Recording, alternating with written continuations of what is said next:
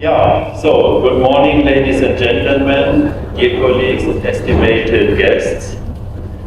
It's both for me. It's an honor and a pleasure to welcome you here today on behalf of the Union of European Railway Engineers Associations in cooperation with the National Guild of Railway Track Engineers, with the Scientific Technical Union of Transport, to the opening of this international conference. I'm especially pleased by the high-level participation from various countries, which reflects the importance of exchange and collaboration at the European level to shape the future of railway sustainability and innovatively. This conference is dedicated to dialogue, knowledge exchange, and strengthening interoperability in the railway sector. Over the next 2 days, we will hear inspiring presentations, engage in valuable discussions, and explore innovative approaches that will advance railway infrastructure operations in Europe. Being here in Bulgaria, and especially in Sofia, the vibrant capital, reminds us of the dynamic developments in railway infrastructure happening in this region. Bulgaria is actively advanced its railway sector, contributing not only to regional connectivity, but also to larger European transport network. There is a gap at the moment, but for sure it will be closed in the future. The choice of Sofia as our conference location highlights the commitment to a modern, efficient, and interoperable railway system in Europe. I'm sure that some of our international guests, like me, will take the opportunity to extend their stay and experience more of this fascinating country. I would like to thank all the speakers, participants, and organizers who have made this event possible. A special thank goes to our host here in Sofia for their warm welcome. Thank you. And now I give the word to my colleague Antoaneta Georgieva.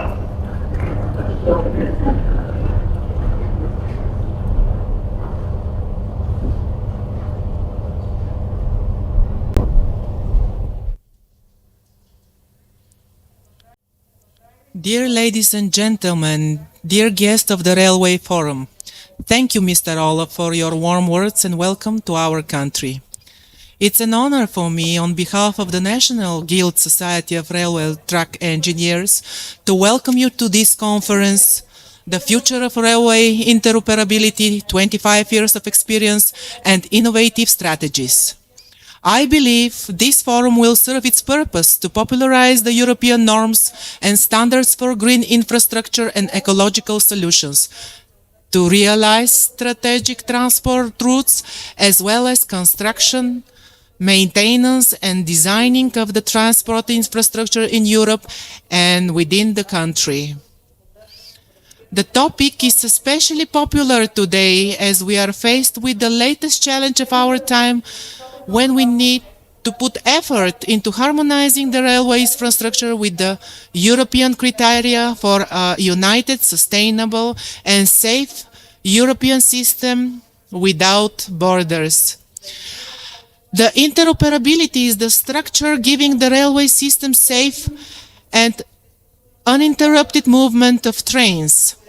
This capability is dependent on all the regulators' technical and usage conditions, which need to be met in order to fulfill the core requirements and basic criteria for deciding on common approach towards safety, improvement of mobility, encouragement of mutual acceptance of the methods of evaluation, creation of a common market and a uniform registration format for the whole European Union, facilitation of the cross-border railway services, improvement of the efficiency and competitiveness of the railway transport, the important economical and social function of the transport infrastructure gives it a primary role for the development of every country.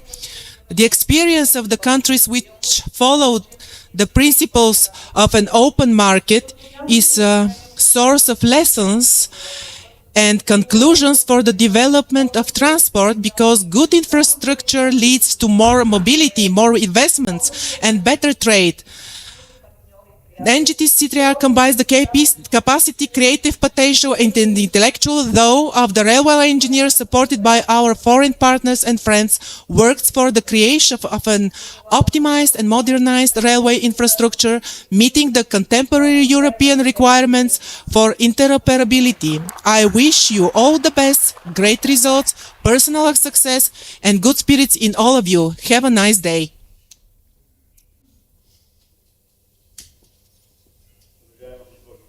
Honorable Mrs. Minister, dear colleagues, dear guests, it is of great pleasure on behalf of the Management Board of STUT welcome you to our Railway Forum, which we have organized together with NGSRTE and with the colleagues from UEEIV.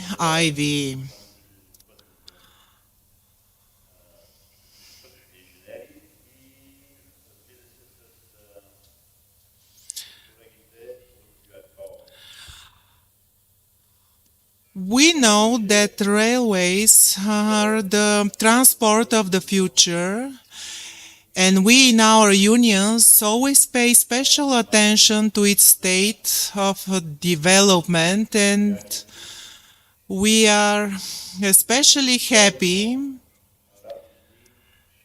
that today we will be able to hear interesting topics amid this full auditorium,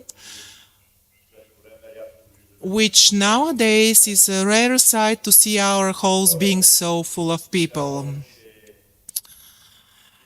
I believe everyone will be satisfied by the conduct of the Railway Forum, and we will be able to learn many new things about its future development and about the interoperability which we expect to improve our railways as well as their safety, so to their comfort of travel, to increase their speeds.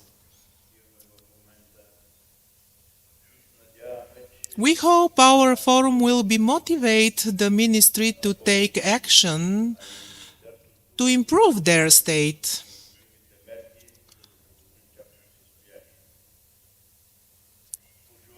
I wish luck to the conference as well as to all the lecturers, and I hope as the conference ends for the hall to be as full as it is now. Thank you. Yeah, thank you, dear colleagues.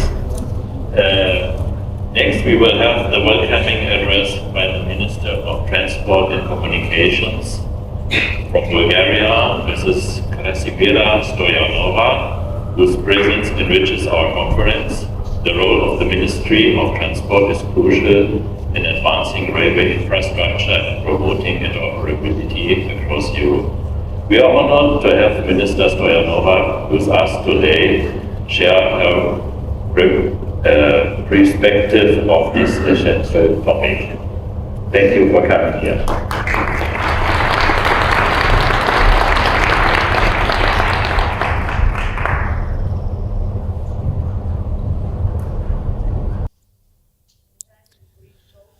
Dear Mr. Scholtz, dear Mrs. Georgieva, dear Mr. Ishev, colleagues, friends,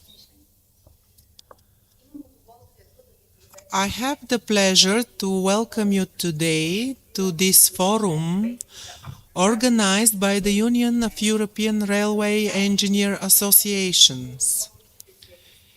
It is impressive to meet the amount of specialists and experts that have filled this room today to exchange their experience, knowledge, and innovation. The railway sector plays a key role in the development of the contemporary, modern, and sustainable economy. Your work in this regard is of crucial importance for ensuring the safety and sustainability of the railway networks. You are the ones constantly looking for the new solutions, optimization of processes, and implementing of new technologies which truly make the railways better. In today's forum, you have accented on the future of the railway interoperability. I expect that the upcoming discussions will underline the accumulated experience and will bring to your attention the future challenges. They are serious. With the upcoming opening of the high-speed railway connection between Paris and Berlin, the idea for an integrated railway Europe acquires a new phase. The railway companies have their essential roles and plan strategies to connect the biggest European cities.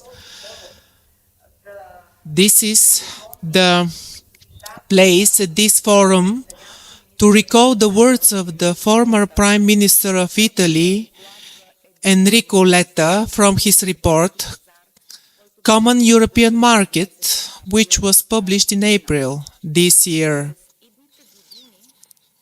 In upcoming years, says Mr. Letta, planning, financing and execution of a plan for connection of the European capitals through high-speed trains needs to be prioritized. Here with you is the appropriate place in front of you all to underline our responsibilities as a government for the projects of the railway infrastructure and for the development of the Bulgaria railway system. The Ministry of Transport and Communications has been working and continues to work actively on the modernization of the railway infrastructure in accordance with the standards for speed, safety and security of the Trans-European Railway Network. We are trying to combine this with the delivery of a new railway composition. We needed 20 years, all of us, as a society and even as a ministry, to achieve such a success. I believe this will happen in 2026 with a new moving composition. Further, we should note the advance, I would say, we have achieved, and the European Commission accepted our suggestion to finance the delivery of a railway composition with funds from the Transport Connectivity Program. We set as a priority and as a continuation of our already declared important for us task as a country, the development of Corridor 8 within the Bulgarian territory. You're familiar with the stages and projects for modernization on the line Sofia-Plovdiv-Burgas and Karnobat-Sindel-Varna with a total investment of over 3 billion leva. We are actively working on finalizing the process of modernization and execution of the project for a railway connection with Republic of North Macedonia of about 2.5 kilometers, which is scheduled for financing within the Transport Connectivity Program. I count and expect that your professional discussion, based on your experience in executing big infrastructure railway projects, to be very beneficial. We count on your advice, what you suggest to us to be helpful with the planning and building of new projects for improving of the railway infrastructure after 2027 as well. Let us wish ourselves to be healthy and have the diligence, eagerness, skill to work good and really to enjoy a nice, stable infrastructure with a modern composition. It is my pleasure today to welcome you and to wish you once again luck and success. Thank you. Thank you, Mr. Chair, for your words and your support, and thank you to all colleagues speaking before. Yeah, in my role as UEEIV President, I would like to briefly address the significance of the conference and outline some of the core topics we will focus on in the upcoming 2 days. The European railway infrastructure faces significant challenges and opportunities. Interoperability, or the seamless collaboration of railway systems across national borders, is essential for the straightening rail transport in Europe. Our goal is clear: a connected, safe and efficient railway system that serves as the backbone of sustainable transport. This conference brings together experts from various fields. We have engineers, scientists, political representatives, industry partners, and so on. Together we can share experiences, develop technical solutions, and discuss the political strategies needed to make rail transport a competitive and environmental friendly mode of transport in Europe. A major focus over the next 2 days will be on the implementation of the TSI, the Technical Specifications International. These standards enable us to make cross-border traffic flows and to enhance railway safety and quality across Europe. Let us take the opportunity to learn from each other's experience and develop ideas on how we can further advance the European railway. I thank you all for your participation and commitment and look forward to the next 2 days of inspiring challenge and collaboration. Thank you.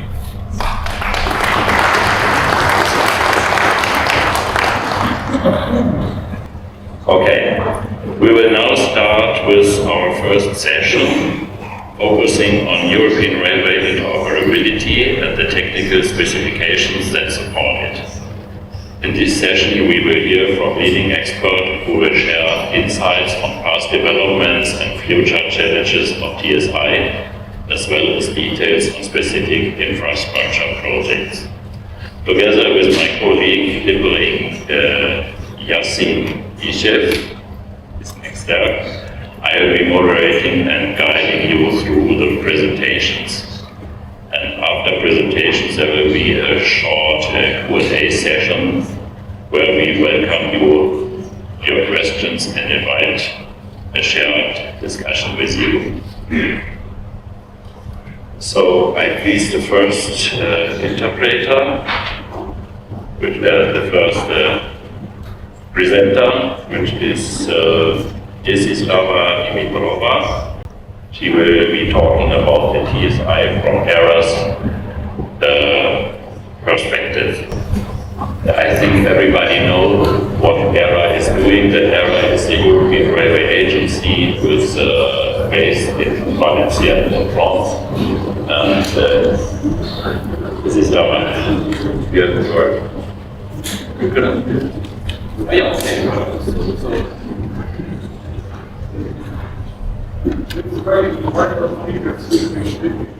We have the other speakers for the next presentations also are Rudolf Koller and Stoyanova and Michael Walter. We need all the speakers here on the podium. Please come to the podium. Thank you. Colleagues, I would like to excuse Madam Minister, as she, as you know, has other tasks, so she asked me to excuse her for not being able to stay at our conference. I would also like to apologize on behalf of the chairman of the board of FSTUB, Dr. Engineer Krasimira Delianova, who is in this moment is probably giving awards at the Technical University. On behalf of her, I would like to congratulate all of you and to wish you success to this conference. From now on, we are starting with our task at hand. Good luck once again.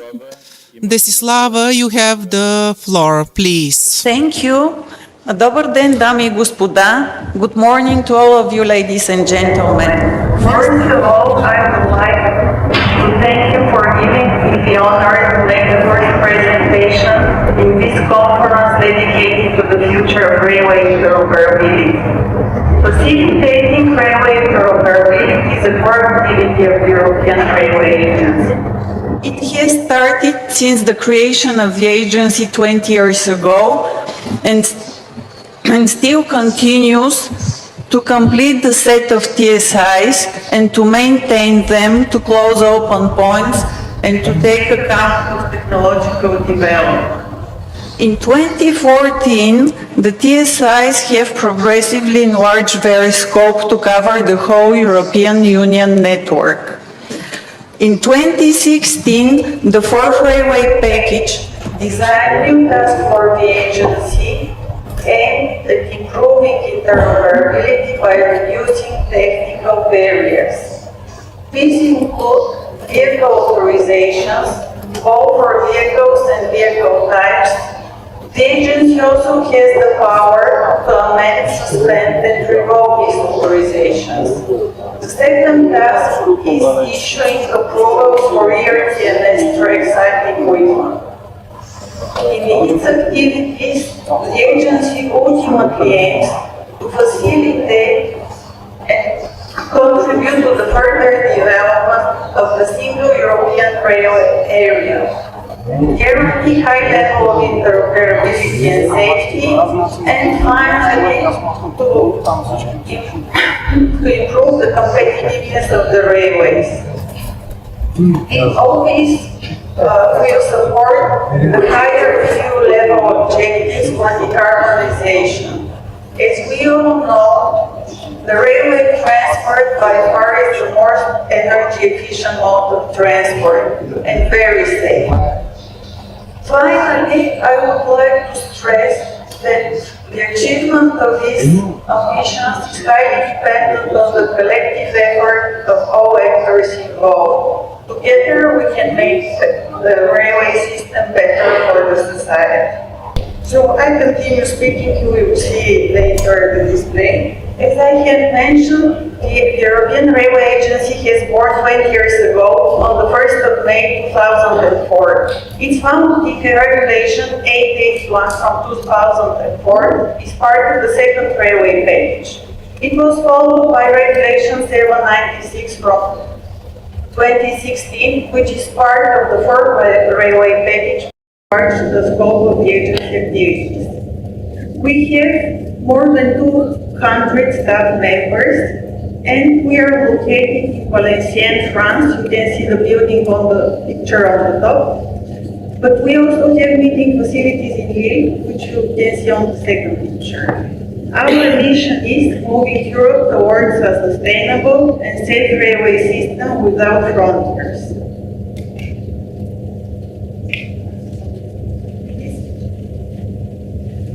This slide shows the major achievements of the agency in the 20 years of its functioning.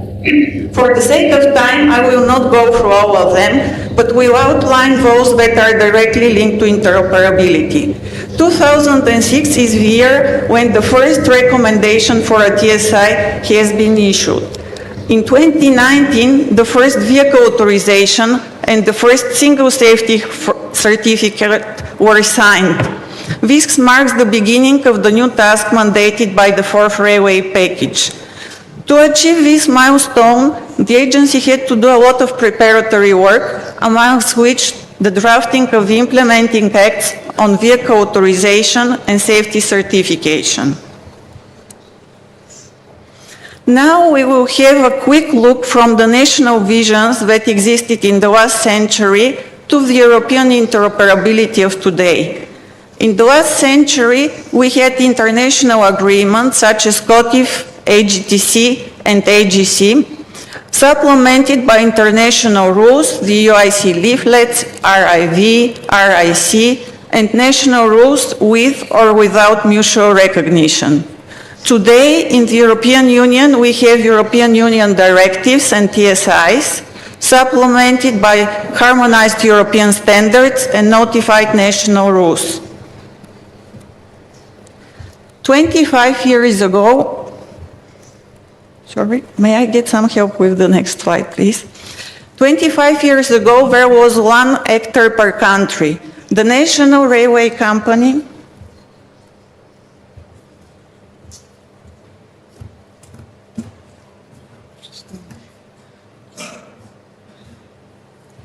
The National Railway Company defined the rules, operated the trains, managed the infrastructure, checked conformity, and homologated the trains.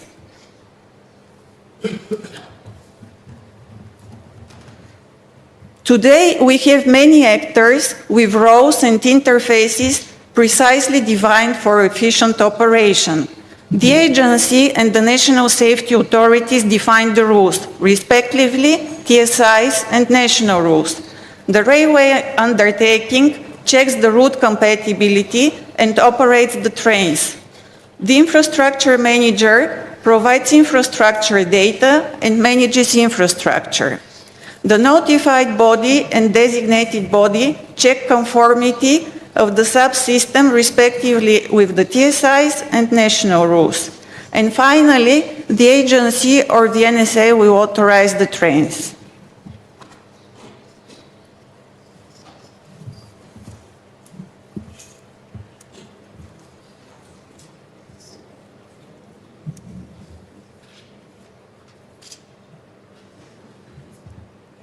Oh, yeah.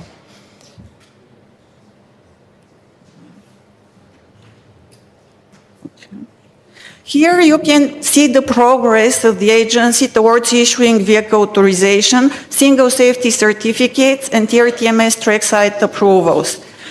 By August of this year, the agency has delivered more than 7,000 vehicle authorizations and approximately 85,000 vehicle authorizations for conformity to type. The number of the single safety certificates is 258, and near TMS trackside approvals 18. In the first half of 2024, the agency has processed 28% of all vehicle authorizations and 59% of all vehicle authorizations related to conformity to type. The average duration from the date of application to the date of delivery of the agency decision is 88 days for the vehicle authorizations and 4 days for the vehicle authorization related to conformity to type. Coming back to the objectives, this shared system, managed by many actors, each responsible for their own part of the network, including safety, is intended to be operated in an open market for products and services, the single European railway area. This requires harmonized and transparent rules and processes, like for roads and aviation, to define the optimal level of technical harmonization and to maintain and improve the overall safety levels. The instrument to define the optimal level of technical harmonization are the TSIs. The TSIs are drafted by the agency on a mandate given by the European Commission. A TSI is common technical standard specifying the elements of the essential requirements that need to be harmonized to achieve interoperability. The TSIs are broadly divided in two categories: TSIs that relate to structural subsystems and TSIs that relate to functional subsystems. On the next slide, you can see the structural subsystem in blue color and the functional subsystem in green color on the left side of the slide. On the right side, the applicable TSIs are presented. So for structural subsystem, we have infrastructure TSI, energy TSI, CCS TSI, which is applicable to two subsystems, trackside CCS and onboard CCS. The applicable TSIs for rolling stock subsystems are wagon TSI, locomotive and passenger TSI, and noise TSI. On the top of these TSIs, we have some transversal TSIs which are applicable to more than one subsystem. These are safety in railway tunnel TSIs and PRM TSI. The applicable TSIs for the functional subsystems. For operation and traffic management subsystem, the applicable TSIs are TSI operation and TSI safety in railway tunnels. The maintenance subsystem is covered in Chapter 4.5 in all TSIs. And finally, the applicable TSIs for telematic applications for passenger and freight are TAP and TAP TSI. Even though harmonization is the goal, it is not done in all cases. This is why the TSI framework is supplemented by notified national rules. National rules may exist only in strictly defined cases. The first being if there is no relevant TSI. The second, if a TSI requires application of technical rules not fully described in the relevant TSI. And finally, in case of derogation notified by a member state. Such derogation may be done only for specific reasons. These are for isolated networks, for economic viability reasons, for projects at an advanced stage of development, and in case of natural disaster or an accident. And the last reason could be vehicles from third countries with different track gauge. All other national rules must be withdrawn. Next slide shows the progress of cleaning up national rules. As you can see, when this process started in 2016, in the European Union we had more than 14,000 rules. Today we have around 1,000. Next few slides will outline what is covered in the TSIs and their structure. The TSIs cover basic parameters that need to be harmonized to meet the objectives of the Interoperability Directive. That is, to define optimal level of technical harmonization, to make it possible to facilitate, improve and develop railway transport services within the Union, but also with third countries, and to contribute to the completion of the single European railway area. Those conditions concern the design, construction, placing in service, upgrade, renewal, operation and maintenance of parts of the system, as well as professional qualification of the staff in charge with operation and maintenance. On this slide, presents the hierarchy of legislation, technical specifications and standards. As you can see, on the top is the Interoperability Directive, which defines the 6 essential requirements: safety, reliability and availability, health, environmental protection, technical compatibility and accessibility. Then the TSIs define the parameters which need to be harmonized to achieve the essential requirements. This may be supplemented by notified national technical rules for the cases I have mentioned earlier. Both TSIs and notified national technical rules are mandatory. At the next level, we have standards. If a standard is directly quoted in a TSI, it is mandatory. If a standard is not quoted directly in a TSI, but is referenced in a TSI application guide, or is selected by the applicant to demonstrate conformity with the applicable requirements, then this standard is voluntary.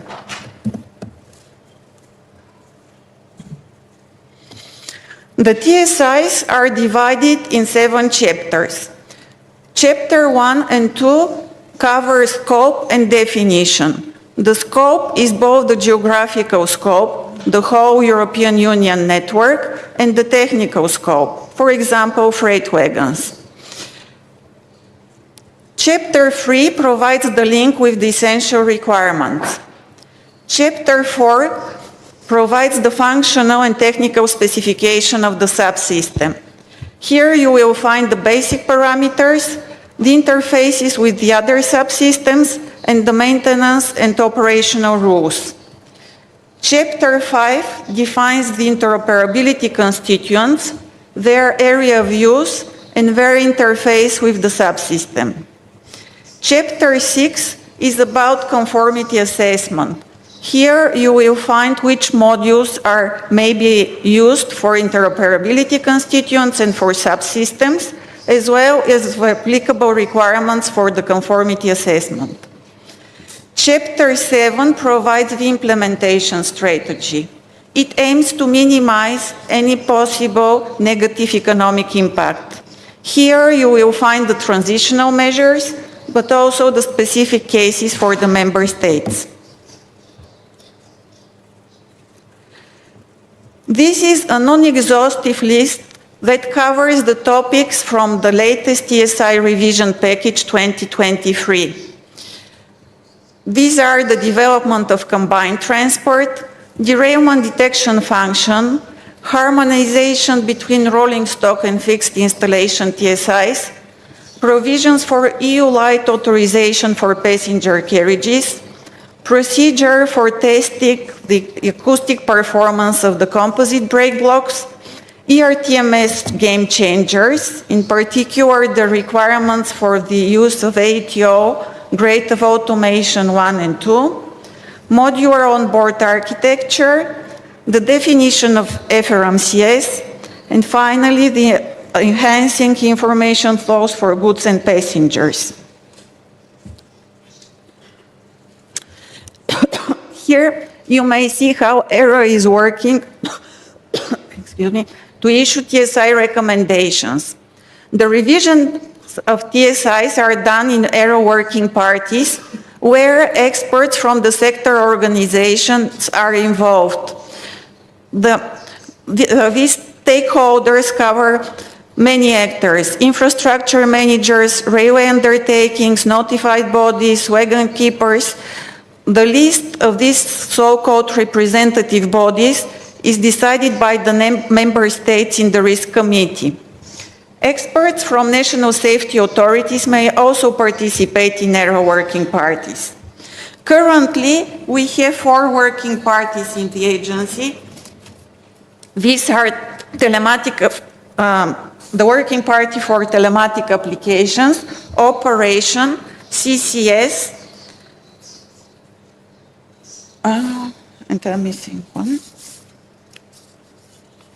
And TSIs, of course, with a focus of fixed installation and rolling stock TSIs. Then we have topical working groups which work on specific topics, as you can guess by the title. Today we have the following topical working groups: standards, which is permanent; freight, that focuses on digital automatic capture; platform train interface, dealing with people with reduced mobility; noise; special vehicles; train detection; operational harmonization; and it is possible soon to have one topical work group for cybersecurity. Once the TSI recommendation is agreed in this process, it is submitted to the European Commission. The European Commission makes a consultation with the passenger and customers and social partners. After this, the decision-making process starts with the involvement of the Member States via the Risk Committee and the European Parliament. When concluded, the TSI is published in the Official Journal of the European Union. The last item of my presentation is about the link between the TSI evolution and research and innovation. The agency has been working closely with the joint undertaking managing the European Union research project since the creation of Shift2Rail. With the launch of its successor, Europe's Rail, a new governance structure has been set. That is the system PURE, where the agency is actively involved. The innovation PURE is tasked to deliver technological and operational solutions that will support a sustainable, demand-led and efficient European railway system. The research is structured around 7 flagship areas where very big projects are conducted. This is supplemented by exploratory and fundamental research. The central task of the system PURE is not only to define the target system architectures and operational concept, but also to coordinate and deliver the means for implementation through inputs to TSIs and harmonized standards. To achieve this, the system PURE developed a standardization and TSI input plan with the main changes to be introduced within the TSIs. The focus is mainly on CCS, operation and rolling stock TSIs. The STIP is made on the basis of migration considerations and alignment with the innovation flagship projects. Version 1 of this document was published in August 2024, and I have provided the links for your future reference. On the last slide, I've included links to the recording of Aero webinars for the TSIs, where you can find a more detailed information on the main changes in the latest TSI revision package. Thank you very much for your attention.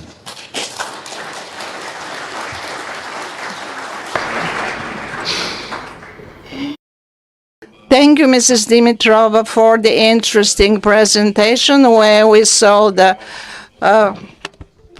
point of view of ERA and these important topics on the standards and specifications, which are the base of our work. As you know, Q&A session will be at the end, so please formulate your questions in order Mrs. Dimitrova to answer at the end of this session.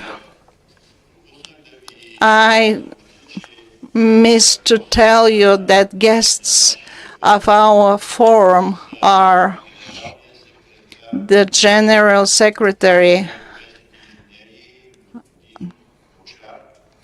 of the Union of the European Railway Engineers, Mr. Buchar, and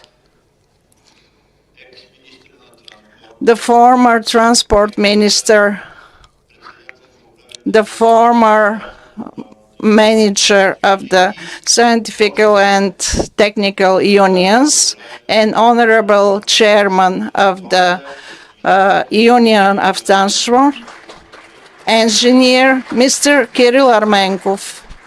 So hello and good morning all together, also from my side. My name is Rudolf Koller and I'm coming from the University of St. Pölten in Austria, which is near Vienna, and we are the only university in Austria where you can study railways. Yes.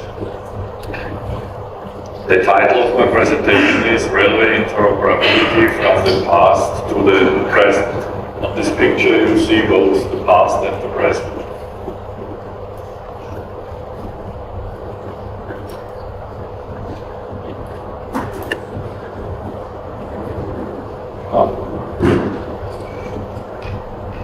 Yes, as I told you, from the past to the present. In a famous citation, the German politician and publicist August Bebel, who lived around 150 years ago, stated, "Only those who know the past can understand the present and shape the future." So it is worth to look to the findings of the past to use them for shaping the future. We are speaking about interoperability. Mrs. Dimitrova has already done a lot of definitions. Interoperability is the ability of different systems, technologies or organizations to work together. This usually requires compliance with common technical standards. If two systems are compatible with each other, they are also called interoperable.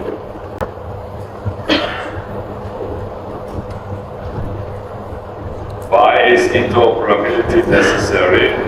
There are many historically evolved national railway systems in Europe, different technical standards, hinder cross-border rail transport, which can make it necessary to change locomotives at border stations for international trains. Yes, why is interoperability necessary?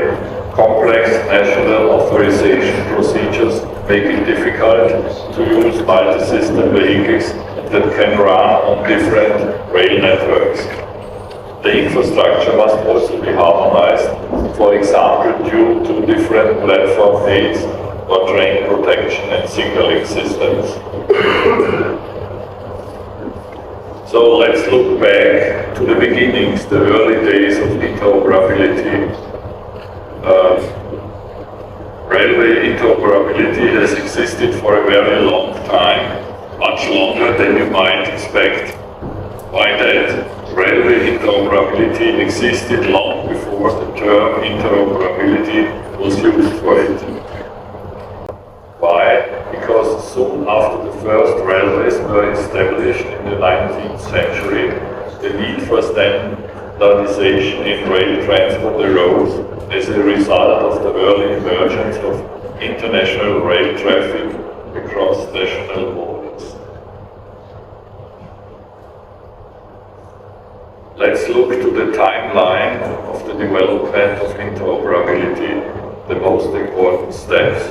It started already in 1887, so long ago. There was the State Treaty Technical Unit in the railway sector, or in German, because it was done in Switzerland, Technische Einheit.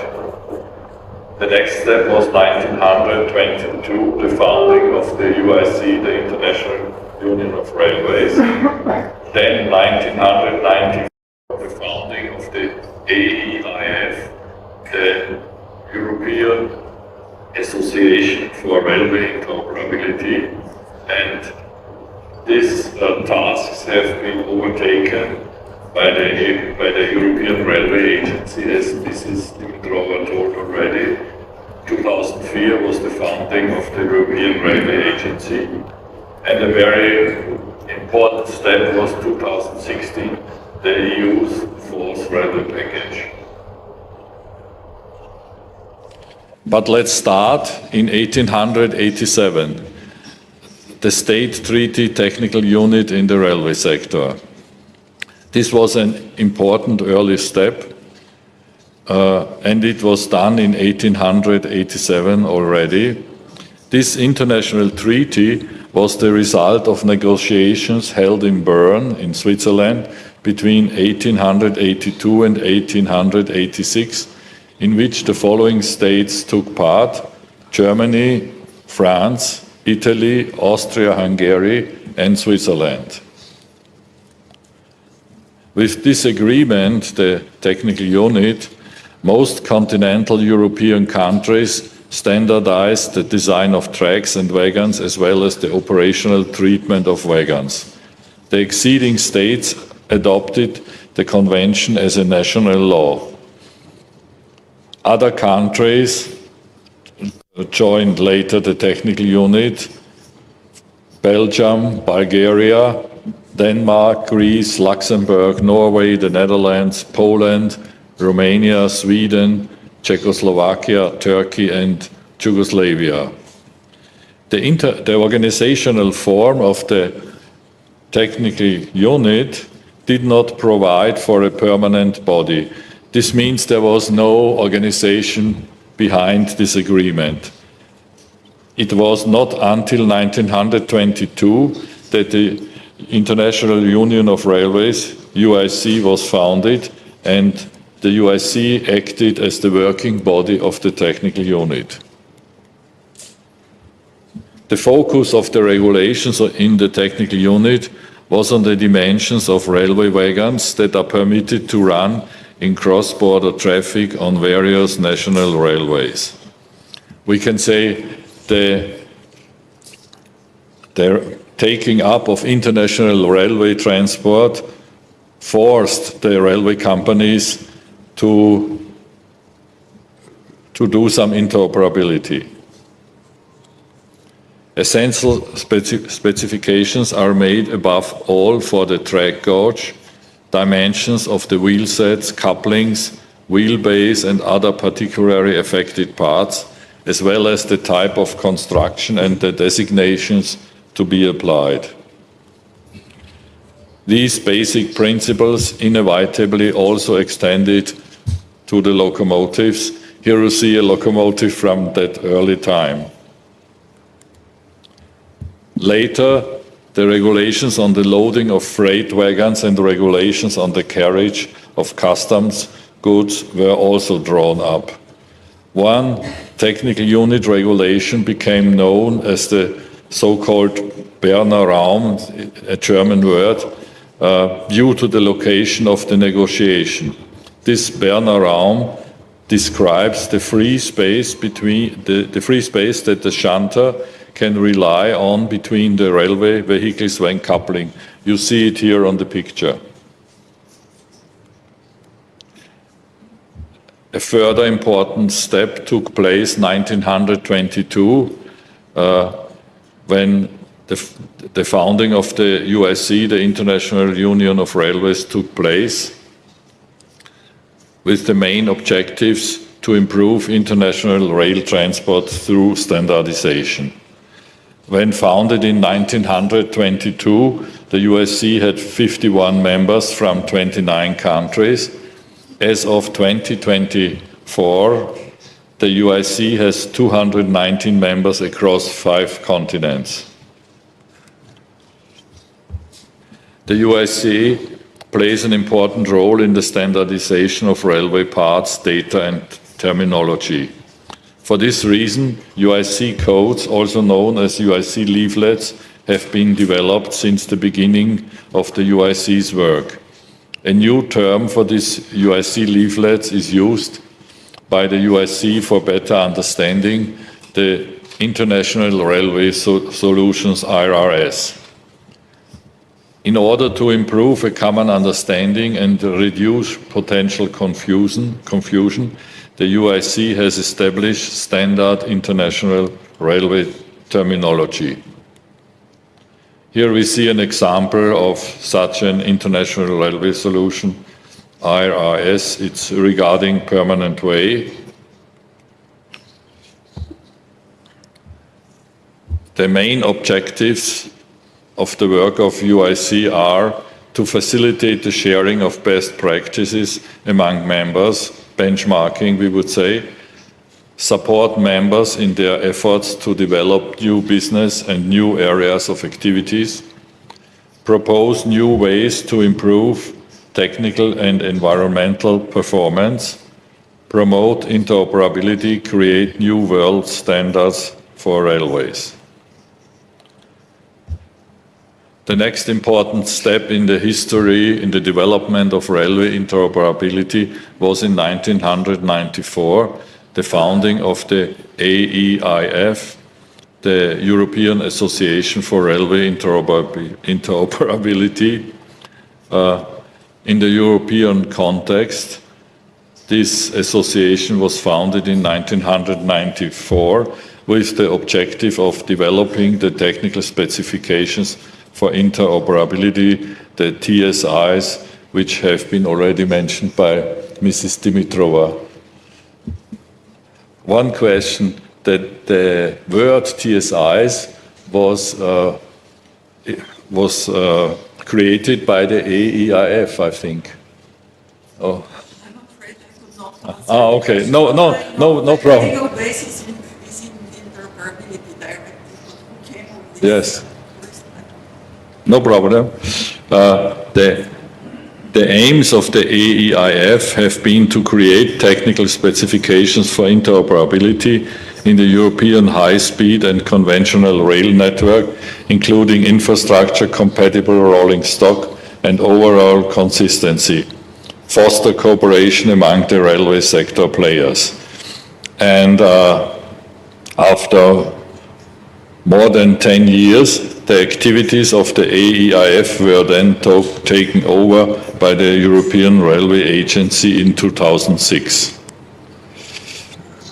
The technical specifications for interoperability we mentioned already define the technical and operational standards which must be met by each subsystem or part of the subsystem in order to meet the essential requirements and ensure the interoperability of the railway system of the European Union. TSI subsystems, Mrs. Dimitrova has mentioned already. In 2004 was the founding of the European Railway Agency, of course a very important further step regarding interoperability, and in 2006 the European Railway Agency went into full operation and took over all the activities of the EEIF. In 2016 came the fourth railway package of the European Union. The tasks of the European Railway Agency were significantly expanded with 3 issues: safety, certification for railway undertakings, authorization of rail vehicles, and regarding the European Rail Traffic Management System, the so-called trackside approval. And for this purpose, simple and uniform procedures with a central point of contact, one-stop shop OSS, were created. Yes, we mentioned already that before the fourth railway package, when you wanted to run a freight wagon through 4 countries, each national authority in these 4 countries had to approve, and now the situation is that there is a central point, the European Railway Agency, and there is only one office to contact. The fourth railway package brings the European Union's goal of achieving a single European railway area. This is an analogous to the single European sky in aviation, much closer. Single European railway area means that in principle, any European railway undertaking may operate services on any rail network in any country of the European Union. So my presentation showed you from the past to the present regarding railway interoperability, and there are a lot of findings from this development which should be used to shape the future. And now the following presentations of our agenda will show you the further development, experiences, lessons learned, problems, solutions, and so on. I thank you very much for your attention.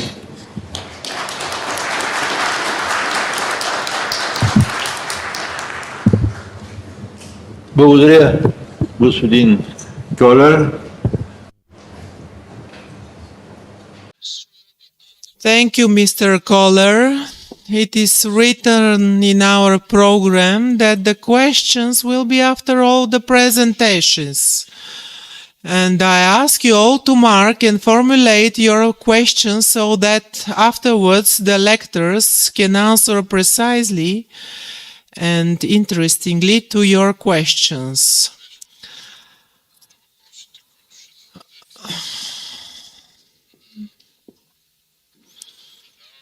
Now we proceed to the next presentation, which will be held by Engineer Hristo Grigorov, Head Supervisor of NRIC. Please, Mr. Grigorov.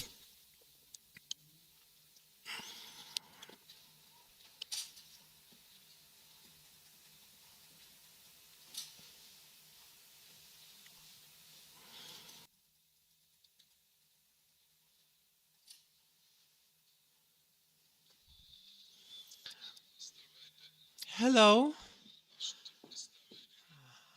I will present a report on behalf of NRIC about applying the technical specifications of interoperability during performing big infrastructural projects in Bulgaria.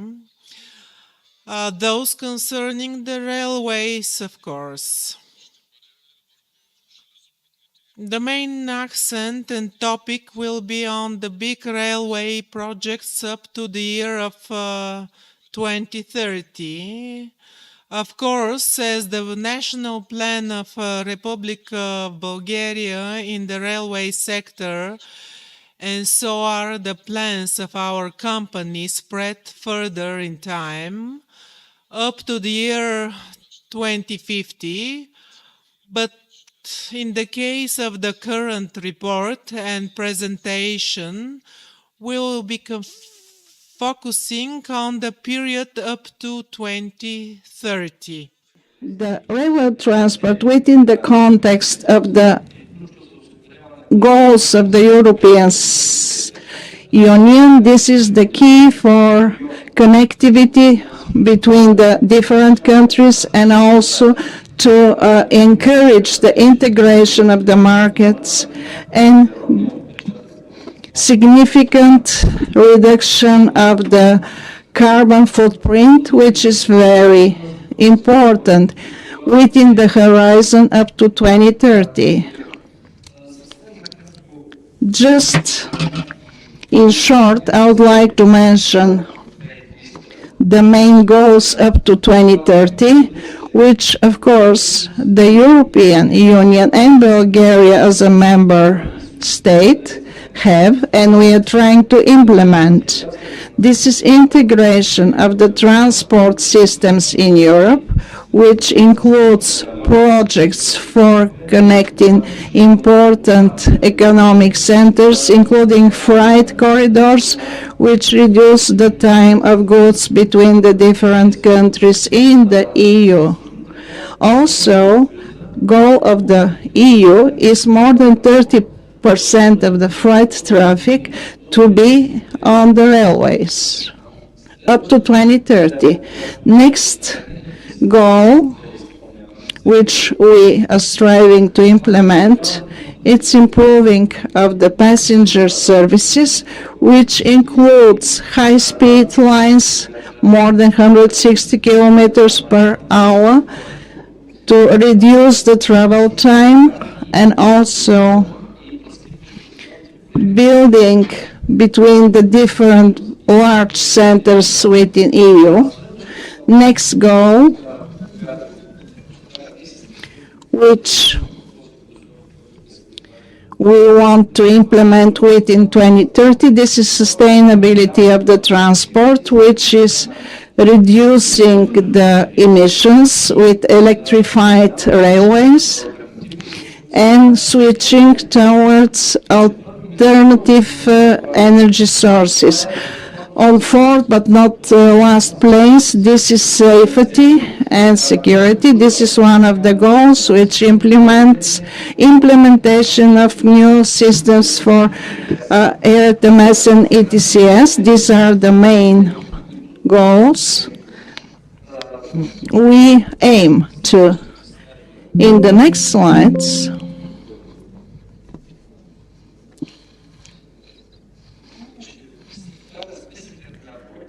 I will present to you the list of the projects we implement currently or will be implemented up to 2030. For visualization, we have prepared a map of the railway network with the different directions. I will tell you the different directions and the projects we implement in these lines. On the map you can see by red color the implemented objects for the connectivity tool of Europe, and in blue color for the transport connectivity. The first direction I will introduce to you, this is Romania, Sofia, quota border with Greece. Up to 2030, the following projects will be implemented. Modernization of the line within Sofia, section Mezdra-Metkovec. This is financed by the Mechanism for Connectivity of Europe. The next project, that's modernization of the line within Sofia in the section within Krasimira, which is planned to be implemented under the same MCE. Then that's traction substations in Wrocław. The fourth project, that's modernization of traction substation Burchenovci, which will be financed for the transport connectivity program. And the next project on this direction, this is modernization of traction substation Brusarci and Vidin, which is also the program for transport connectivity. The next direction, it is Radomir-Georgieva border with North Macedonia. We have the following projects. Building from station Georgieva up to entrance of Tunnel de Weber, which will be implemented and financed for the transport connectivity program. Next direction, it is Serbia, Sofia, Plovdiv, and border with Turkey and Greece. This direction, we have the following projects. Modernization of section Draguman, border with Serbia. We have implemented phase 2 of Volujak-Draguman, which is financed by the transport connectivity program. The next project, this is development of section Plovdiv-Sofia. Next project, that's modernization of sections Sofia and Linpelin, and next project is modernization of the line Sofia-Plovdiv in the section Linpelin-Kostenets phase 2. The first project is implemented under the Mechanism for Connecting Europe, and the next one is for Transport Connectivity Program. The next project, that's modernization of Kostenets-Septembri section. This project is financed by by Mechanism for Connection of Europe. Another project, that's development of of railway station Plovdiv, which is financed by the mechanism of Europe. Then it is the project under the program for transport connectivity for airport Plovdiv. Next is the direction Plovdiv-Burgas. We have the following rehabilitation of the railway of Plovdiv-Burgas, financed by the transport connectivity program, and another project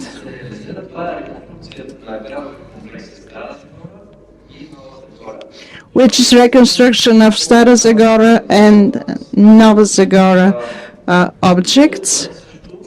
Further to this project is included the connection to airport Burgas under the program for transport connectivity. Next direction for implementation of project, this is the direction Russe-Kaspichan-Varna. This direction has the following projects: building of intermodal terminal Russe,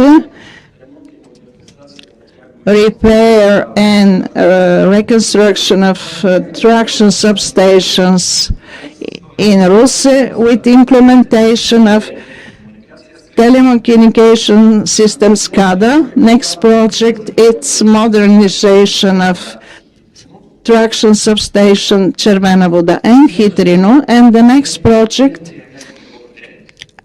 ERTMS level 2 in Russe-Kaspichan direction. More or less, these are the projects on this direction.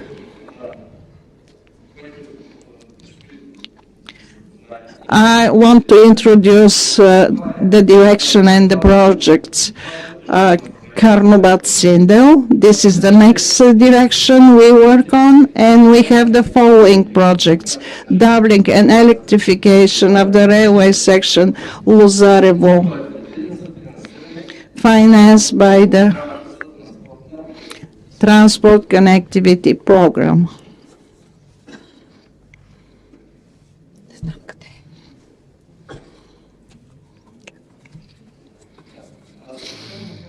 And just in short, I will try to present to you a list of projects for technical assistance, for implementation, and also future projects within the period up to 2030.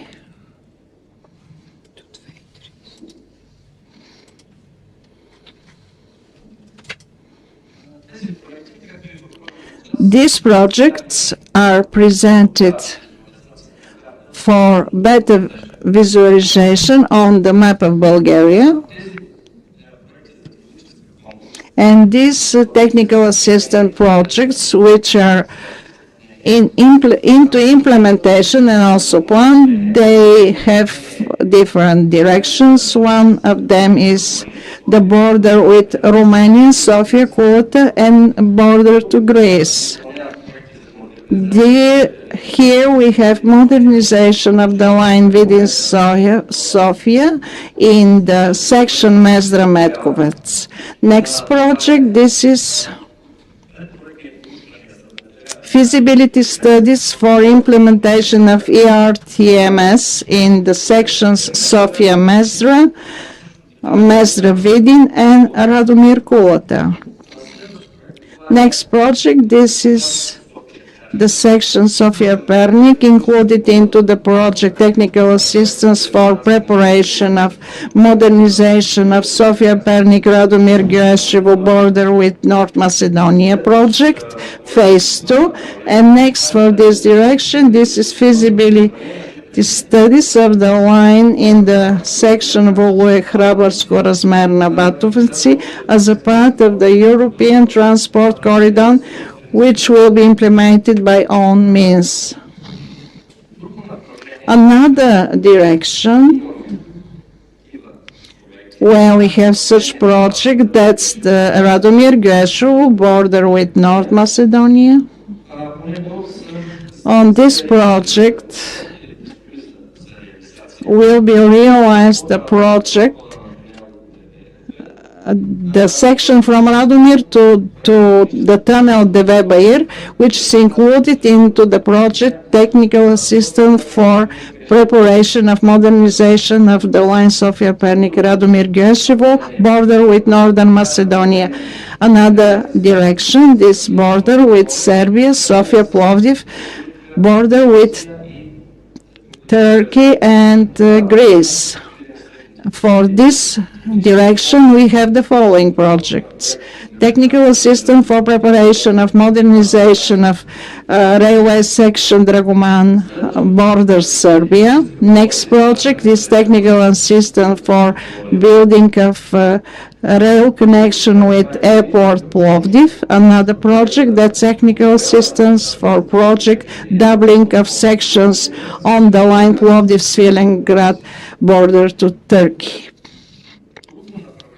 Another direction, we have projects to be implemented, such projects for technical assistance. This is the direction Plovdiv-Burgas, which is technical assistance, first project for development of railway crossing Plovdiv. Next project, this is access to airport Burgas, feasibility studies for connection between the railway line and Burgas airport. Next direction, it is Mezra Gorna Orjahovica, where we provide for feasibility studies for implementation of ERTMS, financed by the Program for Technical Connectivity. Another major direction for such activities, this is direction Ruse Gorna Orjahovica, Dimitrovgrad, where we have 3 projects to be implemented. That's technical assistance for development of Ruse and Gorna Orjahovica.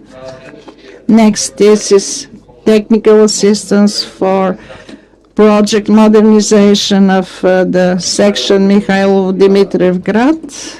And the third one, this is feasibility studies for implementation of ERTMS for the direction Rusistana Zagora, also financed by the Program for Transport Connectivity. Next direction for projects to be implemented, this is Karnobat-Sindel, where we have a project for feasibility studies for implementation of ERTMS under the Program for Transport Connectivity. And the other direction where we are planning projects, this is the direction Yambol-Lesovo Turkish border. For this direction, we have project for feasibility studies for building of railway line on the direction Yambol, Elhovo, Lesovo and border with Turkey, which we provide for to finance on our own means. I tried to present the different projects in short, which were visualized on the 2 maps, and I would like in short to present the problems which we met when realizing the TSIs for achievement of interoperability for the projects we already implemented or we are planning to implement in the future.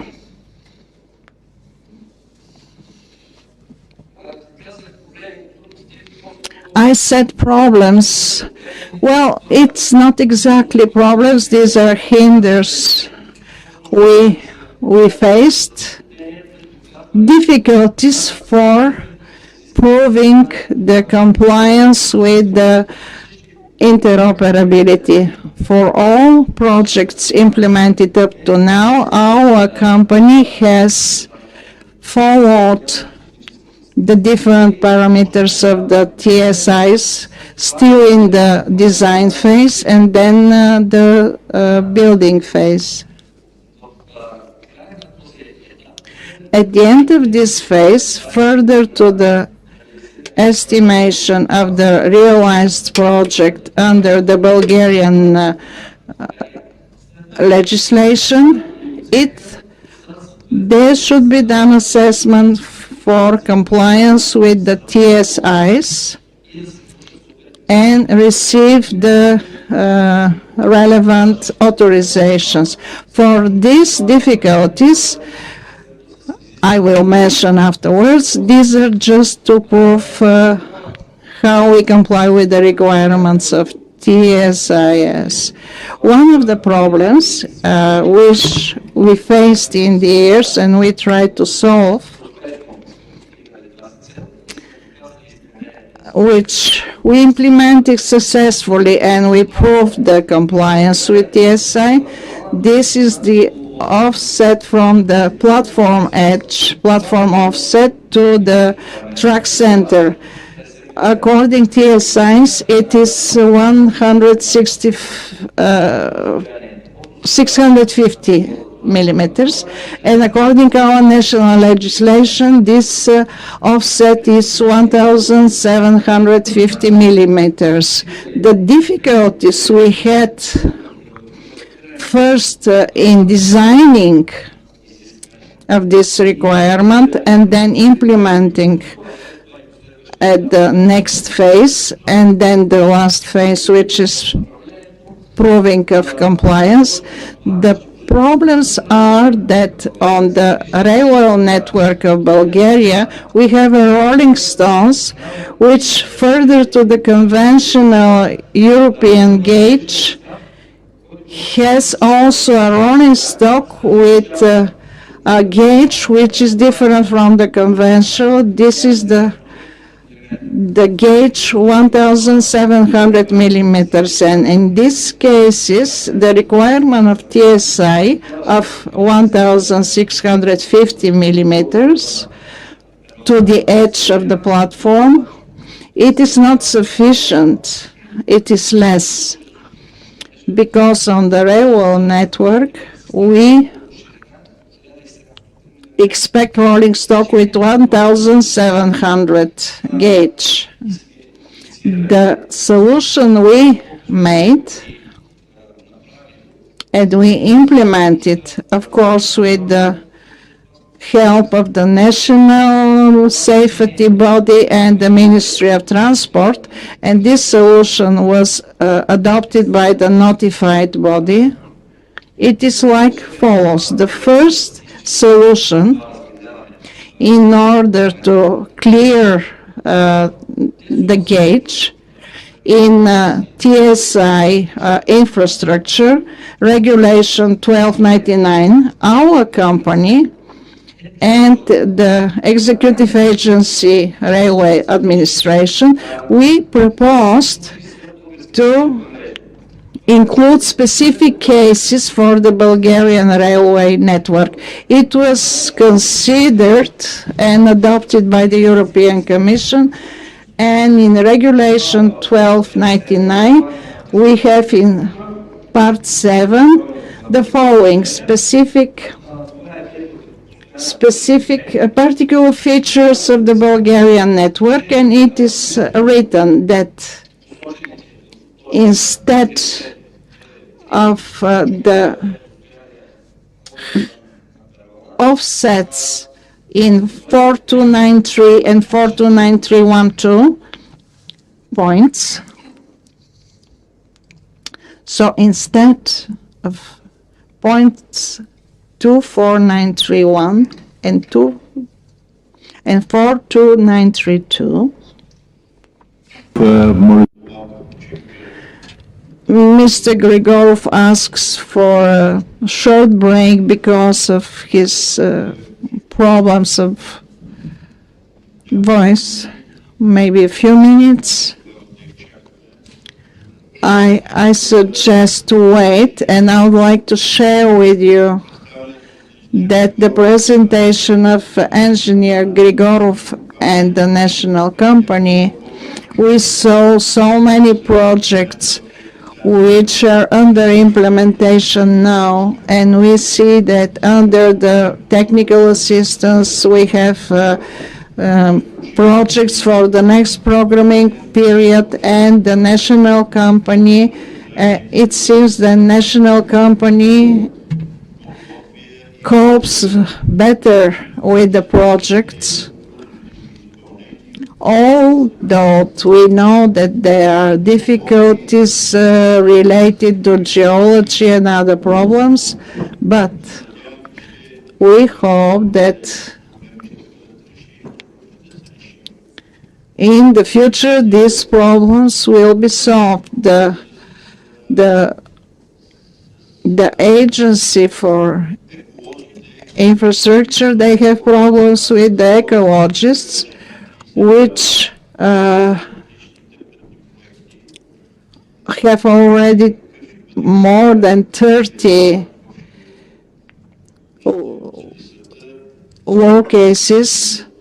Nobody knows what will be the outcome of these proceedings, but let's wish the national company a success in the implementation of their project, because we expect that the railways should be revived and to have more and more passengers for the railway transport, which, as we know, is safer, more ecological, and let's hope that this will happen very soon.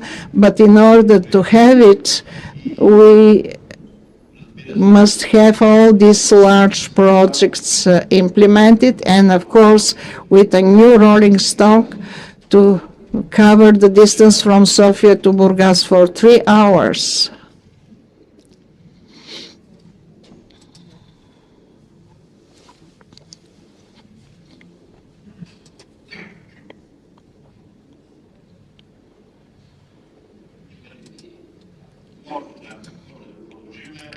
So we can continue. Thank you for your patience. I thank you also. Second solution of these problems, we initiated and adopted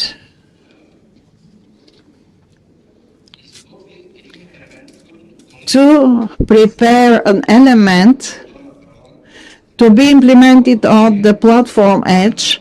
So this offset to meet the requirement for interoperability. This is a rubber element which will be placed on the platform edge, and with this rubber element we will make the distance between the track center up to platform edge to be 100-650, which will comply with the TSI.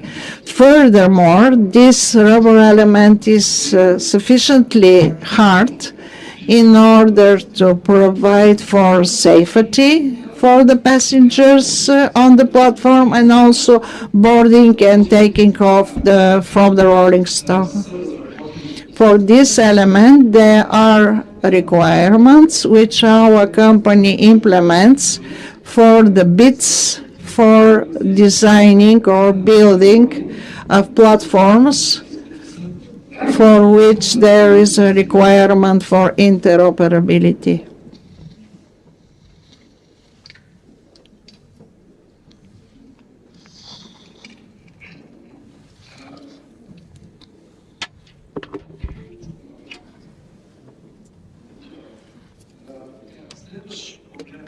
Next problem, this is the platform height.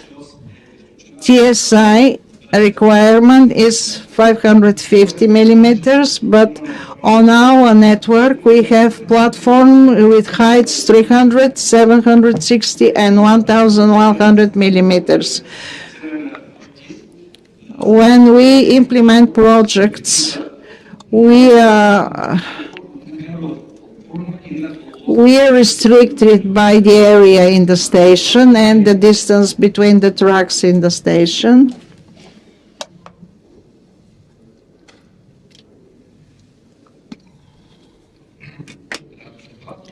And in this situation, we have cases where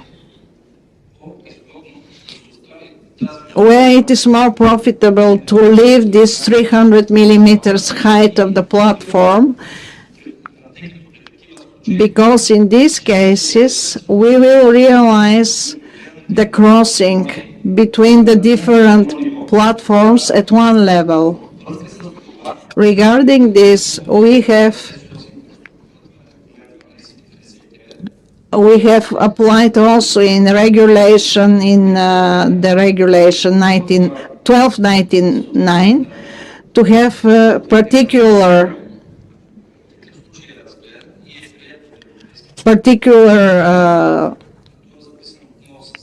case.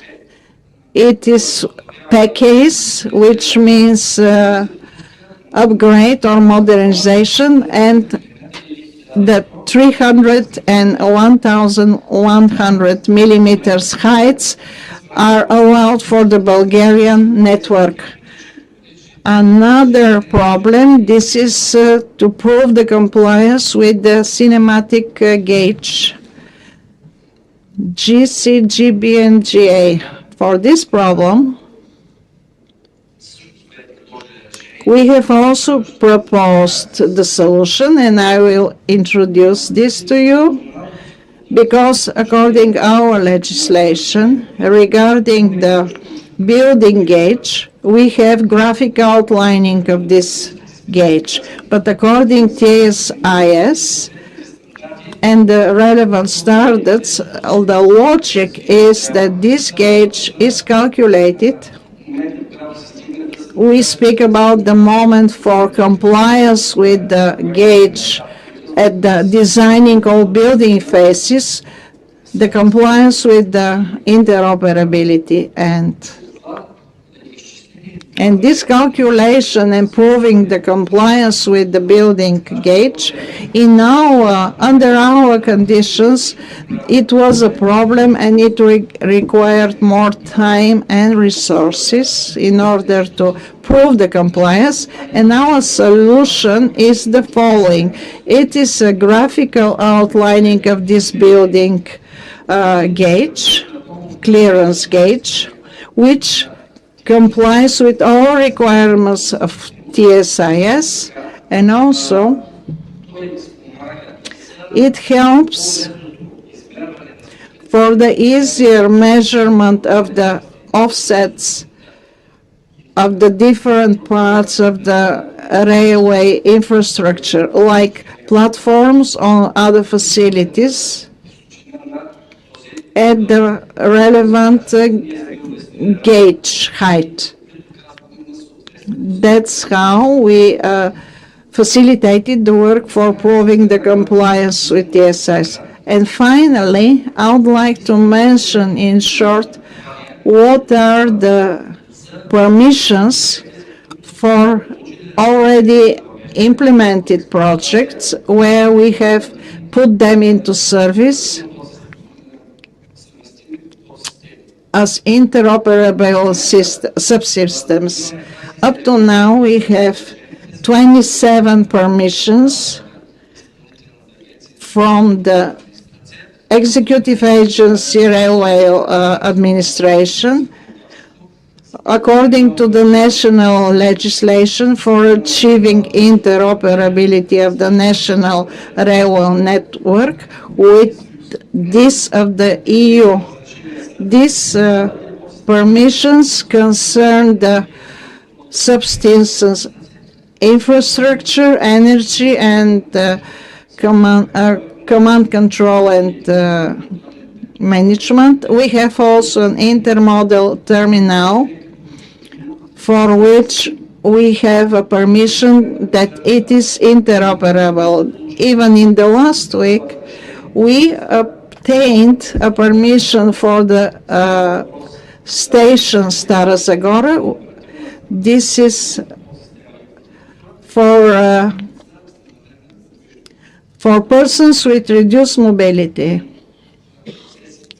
Now we have a trial processes which we hope they will be successful in order to implement this station for infrastructure, subsystem persons with reduced mobility. In the specification, I have given all details for each program and for each subsystem. Thank you for your attention and for your patience. We also thank you, Mr. Grigorov, and we recommend Mr. Grigorov to have tea for its voice and to have a scarf around his neck. Now we go further to the last presentation of the first session, which will be presented by Dr. Michael Walter, which is a member of ERA working group from the Austrian Federal Railways. You have the floor, Mr. Walter.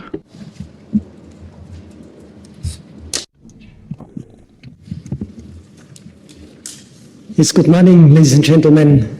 It's a pleasure for me to bring also some experience from Austria, from Austrian Federal Railways and from the ÖBB network. Thank you for the presentation. So a few words to my person.